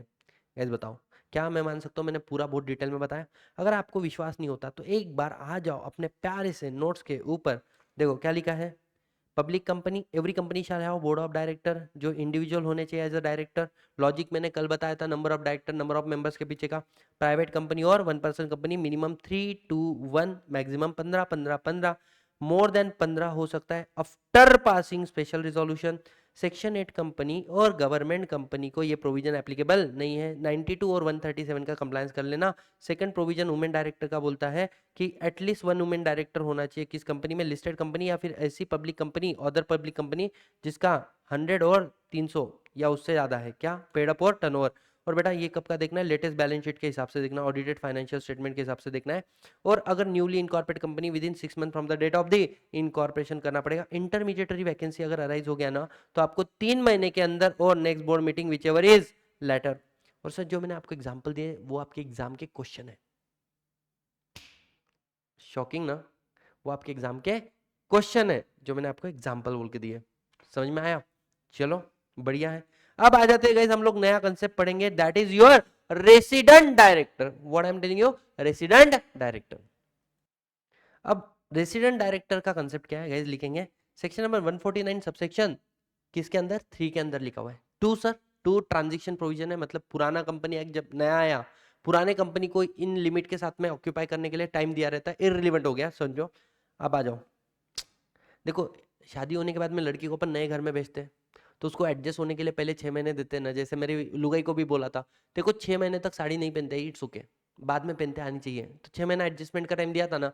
एग्जैक्टली उसी तरीके से जब नया कंपनी एक्ट आया, उसके नए प्रोविजन थे, तो इसको कंप्लाई करने के लिए आपको कुछ एक्स्ट्रा टाइम दिया, वो लिखा था सबसेक्शन 2 में, जो आज की डेट में रिलीवेंट बिल्कुल भी नहीं है। आगे बढ़ते गए, ध्यान देना। अब आता है तुम्हारा सेक्शन नंबर 149 सबसेक्शन 3, जो बात करता है किसके बारे में, रेसिडेंट डायरेक्टर। सर ये कंसेप्ट क्यों आया रेसिडेंट डायरेक्टर का, भगोड़े की वजह से। जैसे विजय माल्या, ये ढोकला क्या किया, इंडिया से 7,000 करोड़ का लोन लिया पंजाब नेशनल बैंक का और चले गया। फिर हमने लॉ लाया, फिजिटिव इकोनॉमिक ऑफेंडर एक्ट। अबे जाने के बाद में क्या, एक आधा व्यक्ति तो इंडिया का होना चाहिए जिसके गच्चे अपन लोग पकड़ सके भविष्य में। तो there is a compulsory requirement of women director in every company, whether private, whether public, whether listed, whether unlisted, any company, every company. तो गाइस लिखेंगे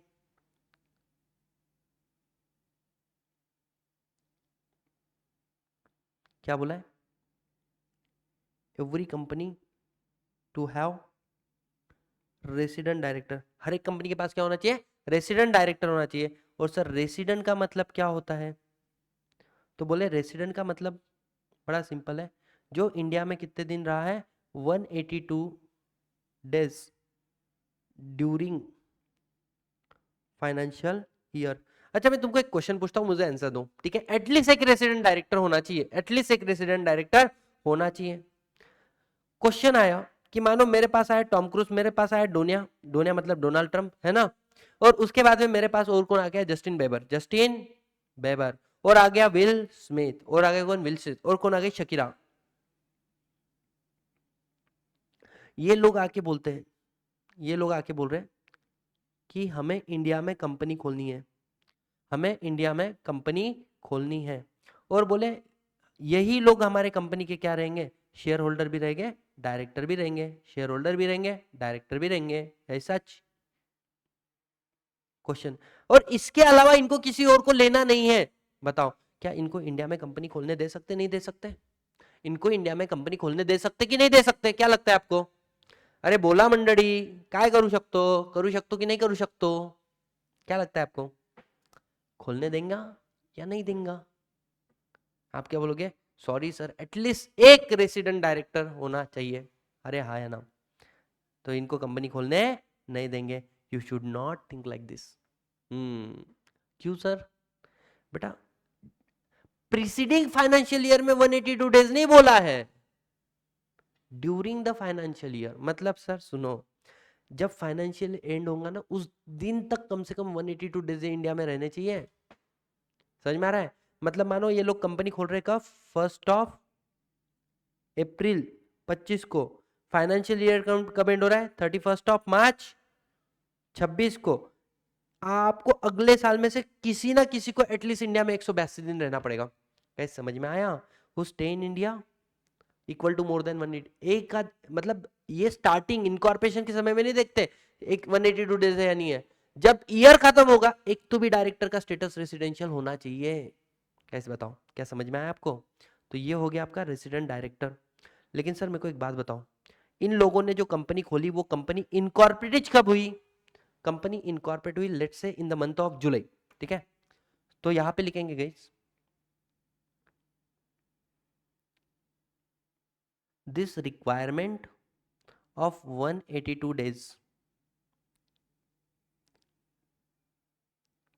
calculate proportionately for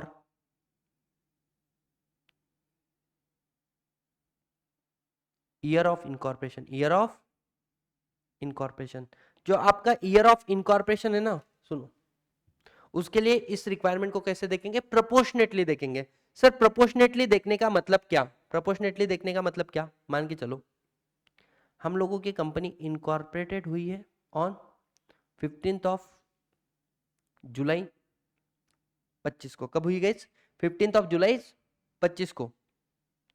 अब बताओ एक साल में कितने दिन, 365 डेज साल का होता है, तो हमने बोला 182 डेज, 365 डेज में से 182 डेज तुम कहाँ पे रहने चाहिए, इंडिया के अंदर। अब हाथ में बचे ही कितने दिन है guys, if you calculate it become 260 days. और 260 डेज का अगर तुम कैलकुलेशन करके देखोगे तो हम लोगों को इसका कैलकुलेशन करना पड़ेगा 182 days for 260 days divided by 365 days and it will come how much, it will come guys 130 days।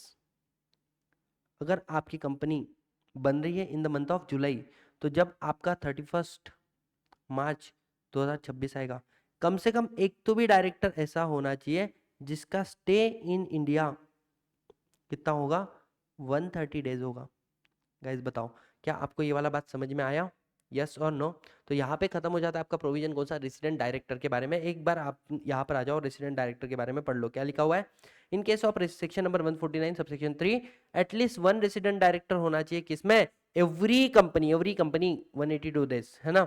और इसके बाद में क्या बोला, न्यूली इनकॉर्पोरेट कंपनी के लिए ये कैलकुलेशन कैसे करना है, प्रोपोर्शनेटली करना है। डोंट यू थिंक गाइस ये नोट्स बहुत ही ज्यादा प्रॉपर है और तोड़ तोड़ के बनाए हुए हैं, तोड़ तोड़ के। हाँ यहाँ पर एक वर्ड लिख लेना, एवरी कंपनी, हर एक कंपनी में होना चाहिए, हर एक कंपनी में होना चाहिए, ठीक है, डन सर। अब आता है section number 149 subsection 4। Section number 149 subsection 4 बात करता है इंडिपेंडेंट डायरेक्टर के बारे में। अगर हमने ये सेक्शन कर लिया तो उसके बाद में हम लोग ले लेंगे आज के लिए पॉज, उसके बाद में हम करेंगे अगले दिन section number 149 subsection 6 independent director का भयंकर खतरनाक सेक्शन, ठीक है, आ जाओ। और लेकिन जाने के पहले पूरा रिवाइज करके देने का काम मेरा है। तो बेटा देखो हम लोग आते हैं किसके बारे में, हम बात करेंगे अब section number 149 sub section 3।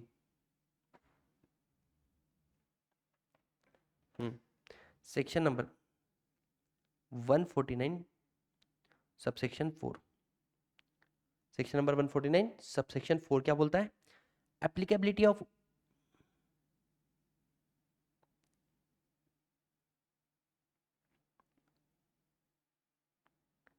Independent director. हमारे कंपनी में इंडिपेंडेंट डायरेक्टर कब एप्लीकेबल होगा,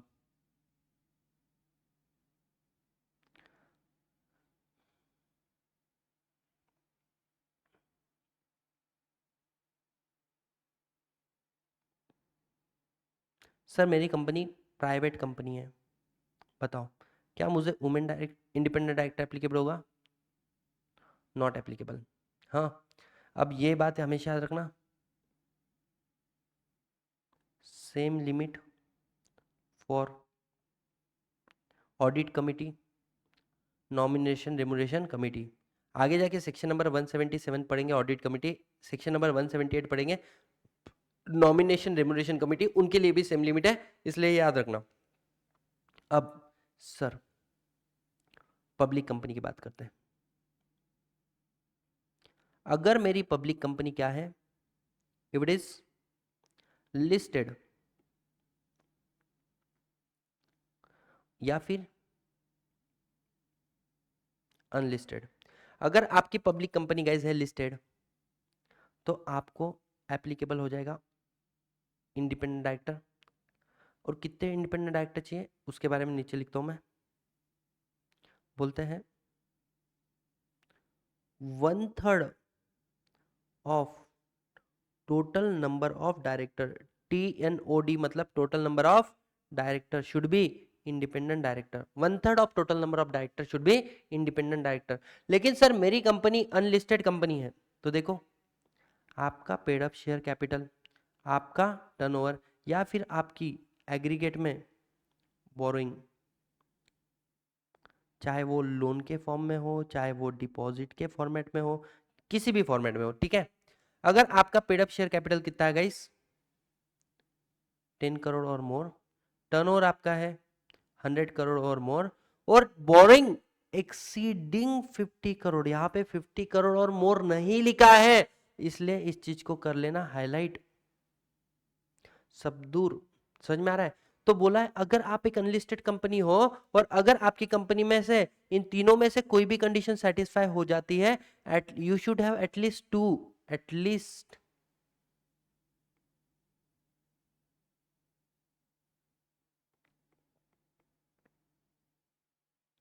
अरे क्या हो रहा है, लिखे नहीं जा रहा है, एटलीस्ट टू इंडिपेंडेंट डायरेक्टर, कम से कम 2 इंडिपेंडेंट डायरेक्टर आपके कंपनी में होने चाहिए। कैसे बताओ, क्या यहाँ पे समझ में आया? क्या यहाँ तक समझ में आया? बट आपको वुमेन इंडिपेंडेंट डायरेक्टर एप्लीकेबल ही नहीं है, independent director is not applicable. ऐसे कौन से केसेस है जहां पर इंडिपेंडेंट डायरेक्टर एप्लीकेबल ही नहीं है? तो बोलते हैं if you are a wholly own subsidiary. बेटा अगर तुम होली ओन सब्सिडरी कंपनी, तो तुम्हारा एक ही तो शेयर होल्डर है, उसको क्या प्रोटेक्ट कर रहे हो? समझ में आ रहा है? नो नीड ऑफ यूर क्या बोल सकते हैं, independent director. If you are a joint venture company, सिर्फ 2 तो शेयर होल्डर है, मतलब देखो कंपनी 1 और कंपनी 2 मिलकर कंपनी 3 खोले, तो this is called joint venture. जैसे मैं तुमको एक एग्जांपल देता हूँ, आईसीआईसीआई एक बैंक है, प्रूडेंशियल लाइफ इंश्योरेंस एक इंडिया के बाहर की इंश्योरेंस कंपनी है, दोनों ने आके शादी करके एक बच्चा बाहर निकाला जिसका नाम है ICICI prudential life insurance. It's a joint venture of 2 company. तो इसको वुमेन, भले ये लिस्टेड क्यों ना हो, इसको एप्लीकेबल नहीं है इंडिपेंडेंट डायरेक्टर, बिकॉज तेरे 2 ही तो शेयर होल्डर, उनको प्रोटेक्ट करने का अलग से क्या काम है, दोनों का कंट्रोल तेरे ऊपर इक्वल है। ठीक है, तीसरा, तीसरा क्या बोलेंगे गाइस? एक कंपनी है dormant company, if the company is dormant company, even in that case women direct क्या बोल सकते हैं, independent director is not applicable, independent director is not applicable. Guys बताओ क्या आपको समझ में आया? अब इसके बाद में हम लोग इससे लेके कुछ रूल है, उस रूल के बारे में पढ़ लेते हैं, है ना? इंडिपेंडेंट डायरेक्टर के रूल 4 के बारे में पढ़ लेते हैं हम लोग। सबसे पहला रूल क्या है, अगर इंडिपेंडेंट डायरेक्टर की भी वैकेंसी हो जाती है, मतलब minimum number of independent director के उसके नीचे चले गए, same as women director. Same as women director मतलब गाइस बोलो, सेम एज वुमेन डायरेक्टर मतलब क्या? अब एग्जाम्शन कब मिलेगा हमें अपॉइंटमेंट ऑफ वुमेन डायरेक्टर से लेके, मैं टाइम देखते रहता हूँ जब नीचे तुम बोल रहे हो ना, है ना? एग्जाम्शन मतलब no need to continue independent director, independent director को कंटिन्यू करने की जरूरत नहीं है। कब? अगर above criteria not meet for next 3 consecutive year, अगर अगले 3 साल तक फिर से, मतलब तुमको इंडिपेंडेंट डायरेक्टर एप्लीकेबल हुआ और उसके बाद में तुम्हारा टर्नओवर भी with in limit, paid up share capital भी लिमिट में आ गया, बोरोइंग, और 3 साल तक वो वापस हिट नहीं हो रहा है, तो मतलब independent director once appointed they shall continue at least for 3 years, है ना? अपॉइंटमेंट के बाद में एटलीस्ट 3 साल तक तो अपॉइंटमेंट होगा ही होगा, रहेगा, कंटिन्यू रहेगा। इसके बाद में नेक्स्ट पॉइंट आपके किसके बारे में, इंडिपेंडेंट डायरेक्टर के बारे में, एक्सेप्शन मतलब नॉट एप्लीकेबल, ये ऑलरेडी कवर कर लिया हमने। Joint venture, wholly own subsidiary, याद आ रहा है? Joint venture, wholly own subsidiary और डॉर्मेंट कंपनी के केस में no need to appoint what, your independent director, appoint करने की जरूरत नहीं है। तो ये हो गया 1, ये हो गया 2, ये हो गया 3, और अब जो बोल रहा हूँ वो सबसे इंपॉर्टेंट है, क्या? कि जो आपका इंडिपेंडेंट डायरेक्टर है, ठीक है,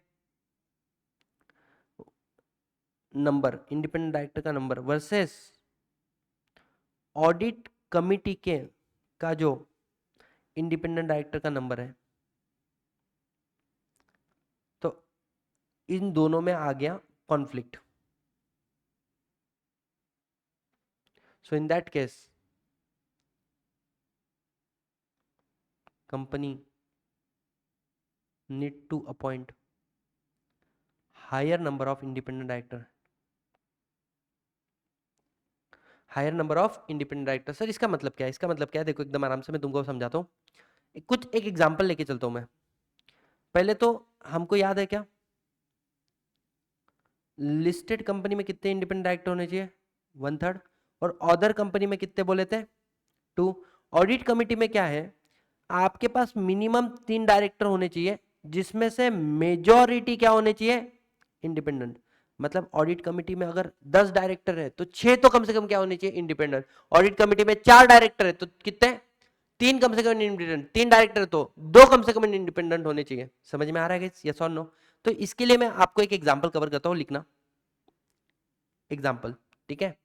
मान के चलो कंपनी का नाम लेता हूं मैं, ए बी सी डी। ए जो है वो एक लिस्टेड कंपनी है, और बाकी की जो कंपनी हम लोगों ने रखी इसको भी रखते हैं, से for example listed company, unlisted public company, unlisted public company, D E और एफ, ये भी है अनलिस्टेड पब्लिक कंपनी और ये भी है अनलिस्टेड पब्लिक कंपनी, ठीक है। अब सोचो अगर मैं तुमको बोलूं इनके एग्जिस्टिंग नंबर ऑफ डायरेक्टर, जिसको टोटल नंबर ऑफ डायरेक्टर बोलते हैं, फिर कंपनी एक्ट 2013 के हिसाब से सेक्शन नंबर 149 सबसेक्शन 4 के हिसाब से कितने इंडिपेंडेंट डायरेक्टर इनको चाहिए। फिर इनकी ऑडिट कमेटी भी है, और ऑडिट कमेटी में टोटल नंबर ऑफ डायरेक्टर कितने हैं, और सेक्शन ऑडिट कमेटी के हिसाब से इंडिपेंडेंट डायरेक्टर कितने चाहिए, मतलब सेक्शन नंबर अंडर सेक्शन 177, ठीक है। तो कंपनी को कितने इंडिपेंडेंट डायरेक्टर रखने पड़ेंगे, एक ऐसा कैलकुलेशन करके मैं तुमको बताता एकदम खूंखार लेवल का, आपके सारे कंसेप्ट यहां से क्या हो जाएंगे गाइस, क्लियर हो जाएंगे। लिखेंगे गाइस 15 10 12 12 12 12, कैलकुलेट करके बताओ कंपनी एक्ट के हिसाब से इनके पास कितने इंडिपेंडेंट डायरेक्टर होने चाहिए। लिस्टेड कंपनी में 1/3, लिस्टेड कंपनी में कितना बोला, 1/3, 15 का 1/3 कितना हो गया गाइस, 5, 10 का 1/3 3.33 मतलब 4, 12, अब ये अनलिस्टेड पब्लिक कंपनी है ना, तो इधर कितना, 2 इंडिपेंडेंट डायरेक्टर होने चाहिए as per companies act section number 149 subsection 4 के हिसाब से, ठीक है। अब ऑडिट कमेटी में इनके पास कितने नंबर ऑफ डायरेक्टर्स है अपने को वो देखना पड़ेगा, तो लिखेंगे 3 4 5 6 और 4 3, ठीक है।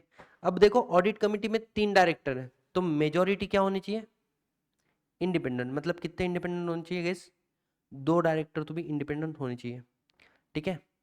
तो इसको कलर सेम रखता हूँ, मतलब you will be, it will be easy for you 2।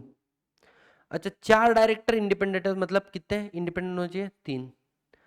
5 में से मेजोरिटी मतलब 3, 6 में से मेजोरिटी मतलब 4, यहाँ पे 3 और यहाँ पे 2। बताओ कंपनी में कितने इंडिपेंडेंट डायरेक्टर होने चाहिए। कंपनी एक्ट के हिसाब से बोलता है 5, ऑडिट कमेटी 2, तो आपको रखने पड़ेंगे कितने, 5, as per section number 149 sub section 4 के हिसाब से। सर अब यहाँ पर देखो ऑडिट कमेटी में कितने हैं, 3 और इसमें 4, तो आपको रखने पड़ेंगे 4 एज पर सेक्शन नंबर 149, अरे 149 sub section 4। Sir company act के हिसाब से 2 चाहिए लेकिन ऑडिट कमेटी के हिसाब से 3, तो अब आपको ज्यादा इंडिपेंडेंट डायरेक्टर अपॉइंट करने पड़ेंगे, मतलब 3 एज पर सेक्शन नंबर 177 का रिक्वायरमेंट। सर यहाँ पे 2 यहाँ पर 4 है ऑडिट कमेटी की रिक्वायरमेंट, तो कितने अपॉइंट करने पड़ेंगे, 4, मतलब एज पर सेक्शन नंबर 177, 2 और 3 कितना, तो बेटा यहाँ पे 3 एज पर सेक्शन नंबर 177, और कंपनी एक्ट भी 2 बोल रहा है, ऑडिट कमेटी भी 2 बोल रहा है, तो 2 किसके हिसाब से, बेटा ये 149 सबसेक्शन 4 भी कंप्लाई हो रहा है और 177 भी कंप्लाई हो रहा है। गाइस मुझे बात बताओ, क्या ये वाला एग्जांपल आपको समझ में आया, कह रहे बताओ, इंडिपेंडेंट डायरेक्टर का ये वाला एग्जांपल आपको समझ में आया क्या, यस और नो। आशा करता हूँ गाइस मैं जितना भी बातें आप लोगों को बता रहा हूँ वो सारी बातें आपको बहुत अच्छे से समझ में आ रही है, क्या मैं ऐसा मान सकता हूँ, यस और नो। अब सेक्शन नंबर 149 सबसेक्शन 5 हम लोगों ने 4 5 पढ़ लिया गाइस, 5 तो ट्रांजिशन है मतलब रिलेवेंट नहीं है बेटा। Section number 149 subsection 6 independent director के लिए लिखो टुमारो, हम लोग इसको कल देखेंगे। अभी हम लोग जो बाकी सेक्शन है ना इजी वो कवर कर लेते हैं। सबसे पहले आएगा गाइस आपका सेक्शन नंबर कौन सा 149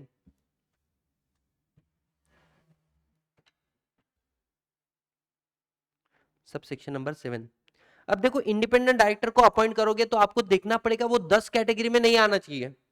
ये अपॉइंट करते वक्त तो तुम देख लोगे, क्या रोज पूछते बैठोगे ये बता रहे तू इंडिपेंडेंट डायरेक्टर आज भी है कि नहीं, तू इंडिपेंडेंट डायरेक्टर है या नहीं, नहीं।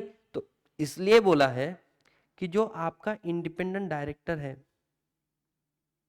उसने कंपनी को एक डिक्लेरेशन देना है। ही मस्ट गिव डिक्लेरेशन, किसको, कंपनी को, the declaration of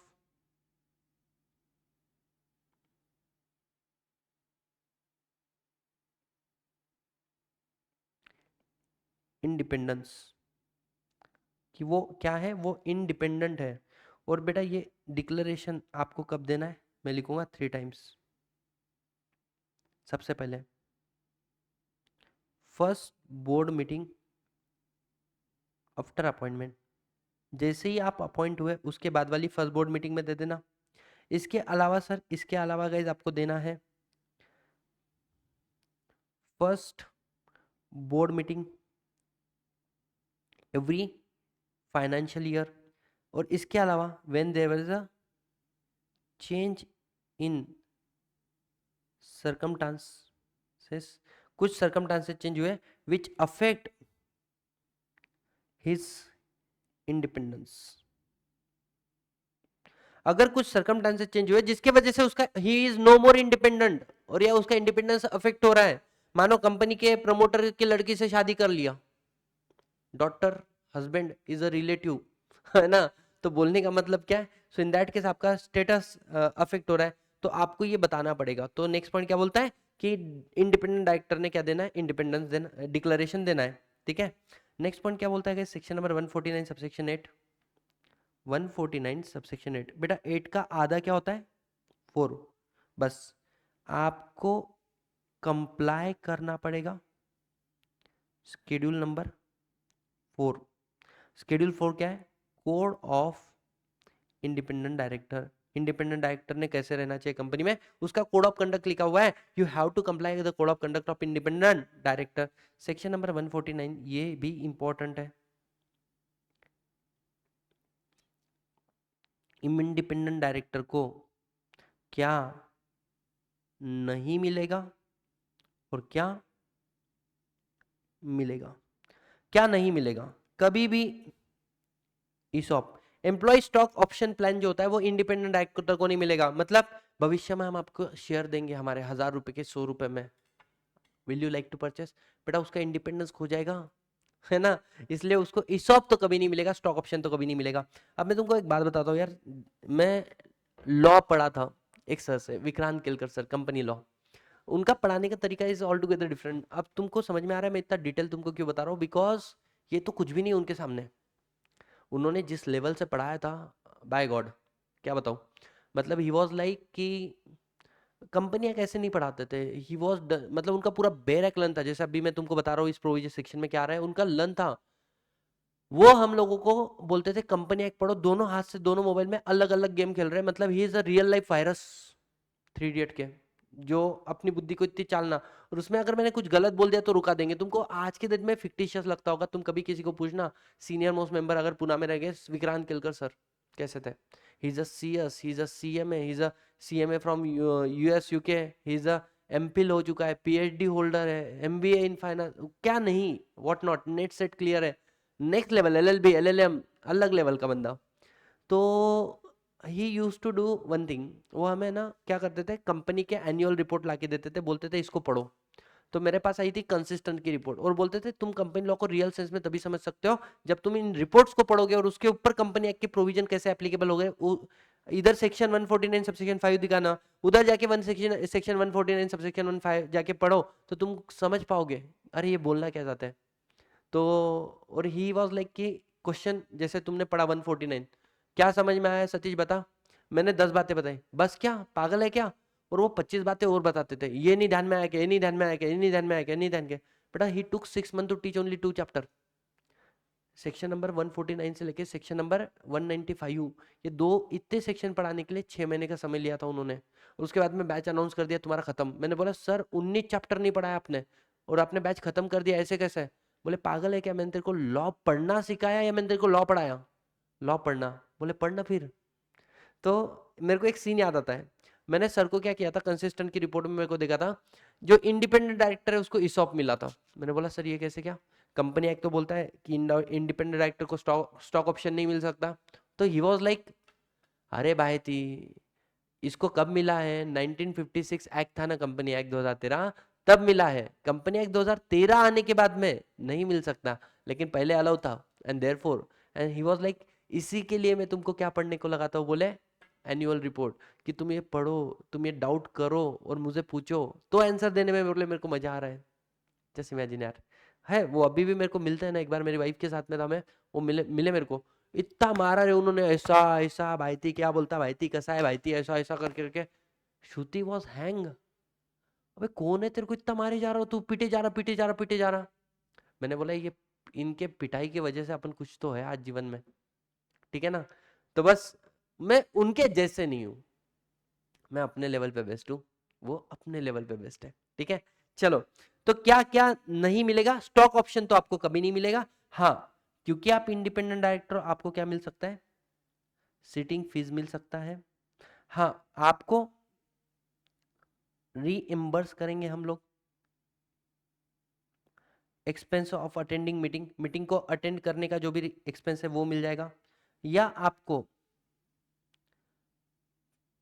profit base commission, profit base commission मिलेगा। और अभी एक अमेंडमेंट भी आया कि कंपनी में अगर लिखो सिर्फ नोट और छोड़ दो, if no adequate profit then still independent director eligible for remuneration as per schedule 5। आगे जाके पढ़ेंगे शेड्यूल 5 के अंदर, जब कंपनी में प्रॉफिट नहीं होता है तो उसको कैसे पे कर सकते हैं उसके हिसाब से, एक्सेप्ट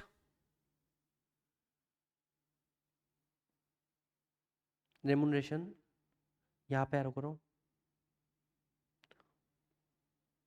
अदर देन सिटिंग फी, अदर देन सिटिंग फी, सिटिंग फी को छोड़ दो। फिर अदर रेमुनरेशन मतलब इस ये छोड़ दो, इसके अलावा ये जो है ना, ये आपको शेड्यूल 5 के हिसाब से मिलेंगे, भले ही कंपनी में प्रॉफिट हो या कंपनी में प्रॉफिट ना हो, ठीक है। सबसे important market, very very very very important, section number 149 sub section 10 और सेक्शन नंबर 149 सब सेक्शन 11, बहुत भयंकर इंपॉर्टेंट सेक्शन है गाइस ये। ये क्या बोलता है, एक इंडिपेंडेंट डायरेक्टर कंपनी में कितने साल के लिए अपॉइंट हो सकता है? तो बोलता है अगर डायरेक्टर तू अपॉइंट हुआ, इंडिपेंडेंट डायरेक्टर लिखेंगे guys, independent director shall hold office up to 5 year, up to 5 year, and उसके बाद में he is eligible for reappointment, कितना? After passing SR, after passing SR, SR pass करके आप उसको रीअपॉइंट कर सकते हो, किसको? इंडिपेंडेंट डायरेक्टर को।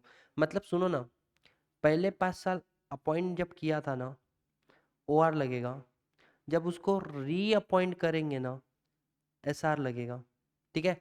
कैन इंडिपेंडेंट डायरेक्टर भी appoint for 2 years? Yes, up to 5 बोला है, तो 2 साल के लिए करोगे तो भी चलेगा, ठीक है। हाँ, तो मैक्सिमम क्या है? मैक्सिमम 2 टर्म्स, ये हो गया 1 टर्म, ये हो गया 2 टर्म, तो यहाँ पे लिखूंगा maximum 2 term of 5 continuous year, 5 5 साल ऐसे 2 टर्म, मतलब 10 साल तक अपॉइंट हो सकता है। और उसके बाद में क्या बोला हुआ है गेस, आफ्टर 2 टर्म्स, है ना। उसके बाद में आफ्टर 2 टर्म्स 3 ईयर का लगेगा कूलिंग पीरियड, मतलब cooling period and no other association, no other association. यहाँ पे क्या बोला है कि जैसे ही आप अपॉइंट हुए 5 साल और 5 साल, इसके बाद में अगले 3 साल तक आप कंपनी के साथ में कोई भी संबंध मत रखना, कोई भी संबंध मत रखना। एग्जाम में एक बार क्वेश्चन आया था गाइस कि पहले इंडिपेंडेंट डायरेक्टर को अपॉइंट किया 3 साल के लिए, फिर इंडिपेंडेंट डायरेक्टर को अपॉइंट किया 2 साल के लिए, क्या अब हम इंडिपेंडेंट डायरेक्टर को अपॉइंट कर सकते 5 साल के लिए? तो आंसर इज नो। ये हो गया 1 टर्म, ये हो गया 2 टर्म, इसके बाद में 3 साल का कूलिंग पीरियड। क्यों sir? The reason being maximum 10 साल बोला है तो और 10 साल दे दो, 5 साल दे दो, 10 साल हो जाएंगे। बेटा 2 टर्म्स मैक्सिमम है और एक टर्म मैक्सिमम 5 साल का हो सकता है। तुमने एक टर्म 2 साल का रखा, तुम्हारा घाटा, मेरा कुछ नहीं जाता। गाइस यहाँ तक आपको समझ में आया? जल्दी बताओ यस और नो, यस और नो। तो ये हुआ आपका किसका? इंडिपेंडेंट डायरेक्टर का। अब इंडिपेंडेंट डायरेक्टर का सबसेक्शन 12 149 सबसेक्शन 12 149 सबसेक्शन 13। और मेरे को थोड़ा समय दो, मैं पूरा का पूरा इंडिपेंडेंट डायरेक्टर जितना मैंने पढ़ाया ना, मैं आपको अभी के अभी याद करा के दूंगा। कैसे समझ में आया? क्या इंडिपेंडेंट डायरेक्टर लायबल होता है कंपनी में? इसी के लिए तो लाए थे इस प्रोविजन को। हाँ, वो लायबल रहेगा। कब लायबल रहेगा? 3 केसेस में। अगर विथ नॉलेज, उसके नॉलेज के साथ में कंपनी में कुछ फ्रॉड हुआ तो ही इज लायबल। दूसरा दूसरा दूसरा केस विथ कंसेंट, अगर उसकी कंसेंट है उस फ्रॉड के अंदर तो ही इज लायबल। या तीसरा attribute to board process. Attribute to board process मतलब जो बोर्ड में प्रोसेस चल रहा है ना, मतलब बोर्ड मीटिंग हुआ, उधर यस या नो बोलने का था, तुमने वोट नहीं किया, समझ में आ रहा है? तुम डिसेंटिंग हो तो तुम्हारा नाम नहीं, तुम बोर्ड में, तुम नहीं कुछ बोले लेकिन तुम बोर्ड में इन्वॉल्व तो हो ना, खत्म। तो in that case you are liable. और बेटा आगे जाके दिस इज, ये तुमको अभी समझ में नहीं आएगा, है ना? याद रखना, independent director is non rotational director. Independent director is non rotational director. ये वाला आपको तब समझ में आएगा जब अपन सेक्शन नंबर 152 सबसेक्शन 6 पढ़े।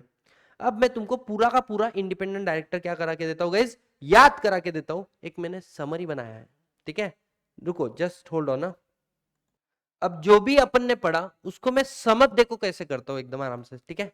हमने क्या बोला कि सर कंपनी को, आज की पूरी क्लास का क्रक्स बता रहा हूं मैं तुमको, कंपनी के अंदर क्या चाहिए? डायरेक्टर चाहिए। क्यों चाहिए?